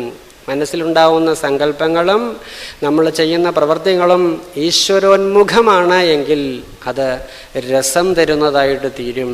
അങ്ങനെ രസം തരുന്നതോടൊപ്പം എന്നും നമുക്ക് ഈ ലോകത്തിൽ ജീവിച്ചിരിക്കാൻ പറ്റില്ല എന്ന് നമ്മൾ കണ്ടതാണ്. അപ്പം അങ്ങനെയുള്ള ലോകത്തിൽ നമുക്ക് വാസമായതുകൊണ്ട് ലക്ഷ്യബോധവും നമുക്ക് ആവശ്യമായിട്ടുള്ളതാണ്. എന്ത് ചെയ്യണം? ഈ ബുദ്ധിയെ നമ്മൾ നല്ല കാര്യങ്ങൾ വിനിയോഗിക്കുന്നതോടൊപ്പം തന്നെ പൂർണ്ണമായിട്ടും ഈശ്വരനിലേക്ക് തിരിച്ചുവിടാനുള്ളതായിരിക്കുന്ന ലക്ഷ്യത്തിലേക്ക് അമ്പിനെ അയക്കാനായിക്കൊണ്ട് സാധിക്കണം. ഇപ്പോൾ ശാസ്ത്രത്തിൽ അല്ലെങ്കിൽ ഉപനിഷത്തിൽ പറയും, പ്രണവോ ധനു ശരോഹ്യാത്മ ബ്രഹ്മതൻ ലക്ഷ്യമുച്ചതേ അപ്രമത്തേന വേധവ്യം എന്നൊക്കെ പറയും. എന്ന് പറഞ്ഞാലോ, ആ ധനുസ്സിനെ വളച്ചു കെട്ടിയതിന് ശേഷം അയക്കുന്നതായിരിക്കുന്ന അമ്പ് എന്ന് പറയുന്നത് നമ്മളിൽ എല്ലാവരിലും ജീവത്വത്തോടു കൂടിയിരിക്കുന്ന ഒരു ഭാവമുണ്ടല്ലോ, ആ ജീവനെ ആ പ്രണവഭാവത്തോടു കൂടിയിട്ട് അല്ലെങ്കിൽ ബ്രഹ്മഭാവത്തോടിലേക്ക് ഈശ്വരനിലേക്ക് എത്തിക്കാനുള്ളതായിരിക്കുന്നൊരു സങ്കല്പവും നമുക്ക് വേണം. അതില്ല എങ്കിലോ മനോരൂപേക്ഷ കോദണ്ഡ പഞ്ചതന്മാത്ര സായക 5 വിധത്തിലുള്ളതായിരിക്കുന്ന അമ്പുകൾ നമ്മുടെ കയ്യിൽ തന്നിട്ടുണ്ട്. കാമം, ക്രോധം, ലോഭം, മോഹം, മതം, മത്സര്യം ഇങ്ങനെയുള്ളതായിരിക്കുന്ന സ്വഭാവവും 5 ഇന്ദ്രിയങ്ങളെയുമാണ് ഇവിടെ ഈ സായകങ്ങളായിട്ട് പറഞ്ഞിട്ടുള്ളത്. ഇന്ദ്രിയങ്ങളുടേതായിരിക്കുന്ന വഴിയിലൂടെ പോയി കഴിഞ്ഞാൽ സംഭവിക്കുന്ന കാര്യം നമ്മളവിടെ കണ്ടു. അതുപോലെ ഏകാദശത്തിലുമൊക്കെ നമുക്ക് കാണാൻ സാധിക്കും. ഓരോ ജീവന്മാരെയും പറഞ്ഞിട്ട് ആനയെയും മാനിനെയും അതുപോലെ തന്നെ വണ്ടിനെയും ഒക്കെ പറഞ്ഞിട്ട് ആ കഥകളൊക്കെ പറയുന്നതായിട്ട് കാണാം. നമുക്ക് അങ്ങോട്ടൊന്നും കടക്കാനുള്ളതായിരിക്കുന്ന സന്ദർഭം അല്ലെങ്കിൽ സമയം ഇവിടെ ഇല്ല, അതിലേക്ക് നമുക്ക് പോവുകയും വേണ്ട. അപ്പം അങ്ങനെയുള്ളതായിരിക്കുന്ന 5 സായകങ്ങളാണ് നമുക്ക് തന്നിട്ടുള്ളത്. ഈ സായകങ്ങളെല്ലാം കൂടി നമുക്ക് യോഗോപിപ്പിക്കാനായിക്കൊണ്ട് സാധിക്കണം. ഇന്ദ്രിയാണി ഇന്ദ്രിയാർത്ഥേഷു വർത്തന്ത ഇതി ധാരയൻ എന്ന് പറയും. ഇന്ദ്രിയങ്ങൾ ഇന്ദ്രിയ അർത്ഥങ്ങളിൽ വ്യാപരിക്കട്ടെ, അത് എന്നെ ബാധിക്കാതിരിക്കണം എന്നുള്ളതായിരിക്കുന്ന സങ്കല്പത്തോടുകൂടി അതാത് ഗോളകങ്ങളിൽ നമുക്ക് നിർത്താനായിക്കൊണ്ട് സാധിക്കണം. ഇപ്പോൾ ഇവിടെ ഇരിക്കുന്ന സന്ദർഭത്തിൽ നമ്മൾ പറയുന്ന ആളുമായിട്ട് അനുനാദത്തിലാണ് ഇരിക്കുന്നത് എങ്കിൽ ഈ ലോകത്തിലുള്ള മറ്റ് ഇന്ദ്രിയങ്ങളെല്ലാം നമ്മുടെ ഇന്ദ്രിയങ്ങളെല്ലാം അവിടെ അടങ്ങിയതായിട്ട് നമുക്ക് കാണാം. അതല്ല എങ്കിലോ വീട്ടിലോ നാട്ടിലോ ഔദ്യോഗിക സ്ഥാനത്തോ മറ്റെവിടെയെങ്കിലുമൊക്കെ ആയിരിക്കും നമ്മുടെ സങ്കല്പങ്ങൾ അല്ലെങ്കിൽ ഇന്ദ്രിയ പ്രേരിതമായിട്ടുള്ള സങ്കല്പങ്ങൾ പോയി നിൽക്കുന്നത് എന്ന് കാണാനായിക്കൊണ്ട് സാധിക്കും. ഏതിൽ ഏകാഗ്രപ്പെടുന്നതോ അതനുസരിച്ചിട്ട് നമുക്ക് മറ്റുള്ളതിനെയെല്ലാം അടക്കാനായിക്കൊണ്ടിട്ട് സാധിക്കും എന്നത് ശാസ്ത്ര സത്യമാണ്, അല്ലെങ്കിൽ സുദൃഢമായിട്ടുള്ളൊരു ഭാവമാണ്. അപ്പം ആ ഭാവനയെ നിന്നുകൊണ്ടിട്ട് ജീവിതത്തെ നമുക്ക് കരുപിടിപ്പിക്കാൻ സാധിച്ചാൽ ജീവിതത്തെ മധുരരസമാക്കി തീർക്കാനായിക്കൊണ്ടിട്ട് സാധിക്കും. അതിലൊന്നും തള്ളിക്കളയാനായിക്കൊണ്ടിട്ടില്ല. കാമമായാലും ക്രോധമായാലും ലോഭമായാലും മതമായാലും മാത്സര്യമായാലും ഈർഷ്യയായാലും ദംഭമായാലും അഹങ്കാരമായാലും എല്ലാത്തിനും അതതിൻ്റേതായിട്ടുള്ള പ്രയോജനവുമുണ്ട്, ദൂഷ്യങ്ങളുമുണ്ട് എന്ന് മനസ്സിലാക്കിയിട്ട് പ്രയോജന വസ്തുക്കളാക്കി ഭാവിപ്പിക്കാനായിക്കൊണ്ട് മാറ്റിക്കൊണ്ട് പോകാനായിട്ട് ഒരേ ഒരു വഴിയേ ഉള്ളൂ എന്ന് പറയുകയാണ്. ഭഗവാന്റേതായിരിക്കുന്ന നാമസ്മരണ. ശ്രീകൃഷ്ണ ഗോവിന്ദ ഹരേ മുരാരേ എന്നുള്ളതായിരിക്കുന്ന നാമം മനസ്സറിഞ്ഞ് ജപിക്കുക. അടുക്കളപ്പണി ചെയ്യുന്ന സമയത്തും മുറ്റമടിക്കുന്ന സമയത്തും പാത്രം കഴുകുന്നതായിരിക്കുന്ന സമയത്തും പാചകം ചെയ്യുന്നതായിരിക്കുന്ന സമയത്തും ഓഫീസ് ജോലി ചെയ്യുന്നതായിരിക്കുന്ന സന്ദർഭത്തിലും ഉറക്കം വരുന്നതായിരിക്കുന്ന സന്ദർഭം വരെയും ദിനം നമ്മൾ നാമം ജപിക്കുന്ന സ്വഭാവത്തോടു കൂടിയാൽ ആ നാമമാഹാത്മ്യം നമ്മളെ എവിടെ കൊണ്ട് എത്തിക്കും? ഈ പറഞ്ഞതായിരിക്കുന്ന ഏകാഗ്രതയോട് കൂടിയിട്ട് ജീവിതത്തെ അതിൻ്റേതായിരിക്കുന്ന ലക്ഷ്യത്തിൽ കൊണ്ടെത്തറയ്ക്കും, അല്ലെങ്കിൽ എത്തിക്കും എന്നുള്ളതാണ് വസ്തുതാപരമായിരിക്കുന്ന കാര്യം. അങ്ങനെയുള്ളതായിരിക്കുന്ന ഭഗവാനും ഭഗവൻ നാമങ്ങളും ഇവിടെ ഉണ്ടായിട്ടും എന്തുകൊണ്ട് ഇത് ആൾക്കാർ മനസ്സിലാക്കുന്നില്ല എന്ന് ചോദിക്കുന്നുണ്ട്. ലോകത്തിൽ എല്ലാ തരത്തിലുള്ള പാപികളെയും ശുദ്ധീകരിച്ചു കൊണ്ടിട്ട് സർവതോമുഖമായിരിക്കുന്ന ഭാവത്തിലേക്ക് നമ്മളെ എത്തിക്കുന്നതായിരിക്കുന്ന നാമവും നാമമാഹാത്മ്യവും ഉണ്ടായിട്ടും മനുഷ്യരെന്തുകൊണ്ടിട്ട് ഇതിനെ ആശ്രയിക്കുന്നില്ല ഭഗവാനെ എന്ന് ചോദിക്കുക. അല്ലെങ്കിൽ അതിൻ്റെ ശരിയായിരിക്കുന്ന വശം എന്തുകൊണ്ട് മനസ്സിലാക്കുന്നില്ല എന്ന് ചോദിക്കുന്നതായിട്ട് നമുക്ക് കാണാം. എന്തുകൊണ്ടാണ്? ഹൃദയത്തിൽ വസിക്കുന്നതായിരിക്കുന്ന ഭഗവാന്റേതായിരിക്കുന്ന സാന്നിധ്യം യം ലബ്ധ്വാ പുമാൻ സിദ്ധോ ഭവതി മുക്തോ ഭവതി ആത്മാരാമോ ഭവതി എന്ന് പറയുന്നതായിരിക്കുന്ന ആ ഭാവത്തെ അനുസന്ധാനം ചെയ്യാനുള്ളതായിരിക്കുന്ന കഴിവ് നമ്മൾ വിനിയോഗിക്കുന്നില്ല എന്നുള്ളത് മാത്രമാണ്. അതുകൊണ്ടിട്ടോ വിവേകത്തിൽ നിന്നും ഉദിക്കുന്നതായിരിക്കുന്ന ഭാവം നിത്യവും അനിത്യവുമായിരിക്കുന്ന വസ്തുക്കളെക്കുറിച്ച് ചിന്ത ചെയ്യുക, അതിലേക്ക് പറക്കാനുള്ളതായിരിക്കുന്ന വിവേക വൈരാഗ്യങ്ങളാവുന്ന രണ്ട് ചിറകുകളോട് കൂടിയിട്ട് നാം പറക്കുകയാണ് എങ്കിൽ, അല്ലെങ്കിൽ വിവേകത്തെയും വൈരാഗ്യത്തെയും വേണ്ട തരത്തിൽ മുറുക്ക പിടിച്ചുകൊണ്ടിട്ട് നമ്മൾ ജീവിക്കുകയാണ് എങ്കിൽ അതിൽ നിന്നും ഒരു ബോധമണ്ഡലം നമുക്ക് തെളിഞ്ഞു വരാനായിക്കൊണ്ടിടയാവും. ആ ബോധമണ്ഡലത്തിൽ സത്താമാത്രമായിരിക്കുന്ന ഭഗവാനെ നമുക്ക് പ്രതിഷ്ഠിക്കാനായിക്കൊണ്ട് സാധിക്കും. ആ പ്രതിഷ്ഠയെ ആ ഭഗവാന്റെ നാമത്തെ കൊണ്ടിട്ട് അഭിഷേകം ചെയ്യാനായിക്കൊണ്ടിട്ട് അല്ലെങ്കിൽ സദാ സ്മരിക്കാനുള്ളതായിരിക്കുന്ന ഭാവം നമുക്ക് കാണാൻ സാധിക്കും. അങ്ങനെ കഴിഞ്ഞാൽ ജീവിതം സുസുഖമായിട്ട് തീരും. ഒരു ടെൻഷനും അസ്വസ്ഥതയും ഇല്ലാതെ കണ്ടിട്ട് നമുക്ക് ജീവിക്കാൻ ഓരോ സന്ദർഭവും നിമിഷം തോറും ആസ്വദിക്കാൻ വേണ്ടി ഭഗവാൻ തന്നിട്ടുള്ളതാണ് എന്ന് മനസ്സിലാക്കി അതിനെ ആസ്വദിക്കാനായിക്കൊണ്ട് സാധിക്കും. ഇന്ന് ജീവിതത്തെ ആസ്വദിക്കാനും ആഘോഷിക്കാനും വേണ്ടിയിട്ട് എന്തെല്ലാം തരത്തിലുള്ള കാര്യങ്ങളാണ് നമ്മൾ ചെയ്തു കൂട്ടുന്നത്. അതിൽ നിന്നൊക്കെ സംതൃപ്തി ഉണ്ടാവുന്നുണ്ടോ എന്ന് ചോദിച്ചാൽ ഭൂതദയ ചെയ്യേണ്ടതായിരിക്കുന്ന കുറച്ച് സാധനങ്ങൾ അല്ലെങ്കിൽ കുറച്ച് ധനം അങ്ങനെയുള്ളതായിരിക്കുന്ന കാര്യങ്ങൾ നമുക്ക് ദുരുപയോഗപ്പെടുത്താൻ സാധിച്ചു എന്നല്ലാതെ അതുകൊണ്ട് ആരും ആ ആഘോഷത്തിൽ നിന്ന് ആ ഭാവത്തിൽ നിന്ന് സുഖത്തെ സംതൃപ്തിയെ ആനന്ദത്തെ അനുഭവിച്ചതായിട്ട് നമുക്ക് കാണുകയില്ല. ഓരോ നിമിഷവും നമ്മൾ അത്തരത്തിൽ ചെലവാക്കുന്നതായിരിക്കുന്ന ആ വസ്തുതകളുണ്ടെങ്കിൽ നമുക്ക് ഈ ലോകത്തെ മുഴുവൻ സംരക്ഷിക്കാൻ തക്ക തരത്തിലുള്ള ലോകത്തിന് മുഴുവൻ അന്നവും വസ്ത്രവും പാർപ്പിടവും ഒക്കെ കൊടുക്കാനുള്ളതായിരിക്കുന്ന കാര്യങ്ങൾ അതിൽ നിക്ഷിപ്തമാണ്. അപ്പം അങ്ങനെ ജീവിച്ചെങ്കിൽ മാത്രമേ രസമുള്ള ജീവിതമാവുകയുള്ളൂ. അതിനെന്ത് വേണം? ഭഗവൻ നാമം ജപിക്കുന്നതായിരിക്കുന്ന കാര്യം ഒരു രസമായിട്ട് തീരണം. അത് മനസ്സിന് സംതൃപ്തിയെ തരുന്നതാണ്, പരിപൂർണതാ ബോധത്തിലേക്ക് കൊണ്ടുപോകുന്നതാണ്, അത് ജീവിതത്തിൻ്റെ പരമമായിരിക്കുന്ന കൈവല്യത്തിലേക്ക് എത്തിക്കുന്നതാണെന്നുള്ള ഭാവനയോട് കൂടിയിട്ട് അതിനെ കൈകാര്യം ചെയ്യാൻ ശീലിക്കണം. അതിന് ഭഗവാന്റെ അനുഗ്രഹവും ഗുരുജനങ്ങളുടെ അനുഗ്രഹവും ശാസ്ത്രസംബന്ധമായിരിക്കുന്ന കാര്യങ്ങളുമെല്ലാം നിങ്ങൾക്ക് അനുരൂപമായിട്ട് വരട്ടെ എന്നുള്ളതായിരിക്കുന്ന പ്രാർത്ഥനയോട് കൂടിയിട്ട് എൻ്റെ എളിയ വാക്കുകൾ ഞാനിവിടെ ഉപസംഹരിക്കുന്നു. ഈ സന്ദർഭത്തിൽ നിങ്ങളോട് വന്ന് കാര്യങ്ങൾ സംസാരിക്കുകയും നിങ്ങളെ അനുഗ്രഹിക്കേണ്ടതും ചെയ്യേണ്ടത് സ്വാമിജിയാണ്. സ്വാമിജിക്ക് ചില ആരോഗ്യ കാരണങ്ങളെ കൊണ്ടിട്ട് ഇവിടെ വരാൻ പറ്റിയില്ല എന്ന് പറഞ്ഞു. അതുകൊണ്ടിട്ട് ഈ സന്ദർഭത്തിൽ പറഞ്ഞതായിരിക്കുന്ന കാര്യങ്ങൾ നിങ്ങൾക്ക് ഉപയുക്തമായിട്ട് ഉൾക്കൊള്ളാൻ തക്ക തരത്തിൽ എന്തെങ്കിലും ഉണ്ട് എങ്കിൽ അത് ആ ഗുരുജനങ്ങളുടേതായിരിക്കുന്ന വാക്കുകളും അവരുടെ അനുഗ്രഹവുമാണ് എന്നുള്ള ഭാവത്തിൽ നിങ്ങളത് ഉൾക്കൊള്ളണം. അതല്ല മറ്റ് ഉൾക്കൊള്ളാൻ തക്ക തരത്തിലുള്ള കാര്യങ്ങളല്ലാതെ എന്തെങ്കിലും ഉണ്ടായിട്ടുണ്ട് എങ്കിൽ അത് ഇവൻ്റെ സ്വന്തമാണ് എന്നുള്ള ഭാവനയോട് കൂടിയിട്ട് അതിന് നമ്മളോട് മാപ്പാക്കണം അല്ലെങ്കിൽ പൊറുക്കണമെന്നുള്ളതായിരിക്കുന്ന പ്രാർത്ഥനയോട് കൂടിയിട്ട് എൻ്റെ ഈ ചെറിയ വാക്കുകൾ ഉപസംഹരിക്കട്ടെ. നന്ദി, നമസ്കാരം. ഓം പൂർണ്ണമദഃ പൂർണ്ണമിദം പൂർണ്ണാത് പൂർണ്ണമുദച്യതേ പൂർണ്ണസ്യ പൂർണ്ണമാദായ പൂർണ്ണമേവാവശിഷ്യതേ. ഓം ശാന്തി ശാന്തി ശാന്തി. ഹരി ഓം തത്സത്. ശ്രീ ഗുരുഭ്യോ നമഃ.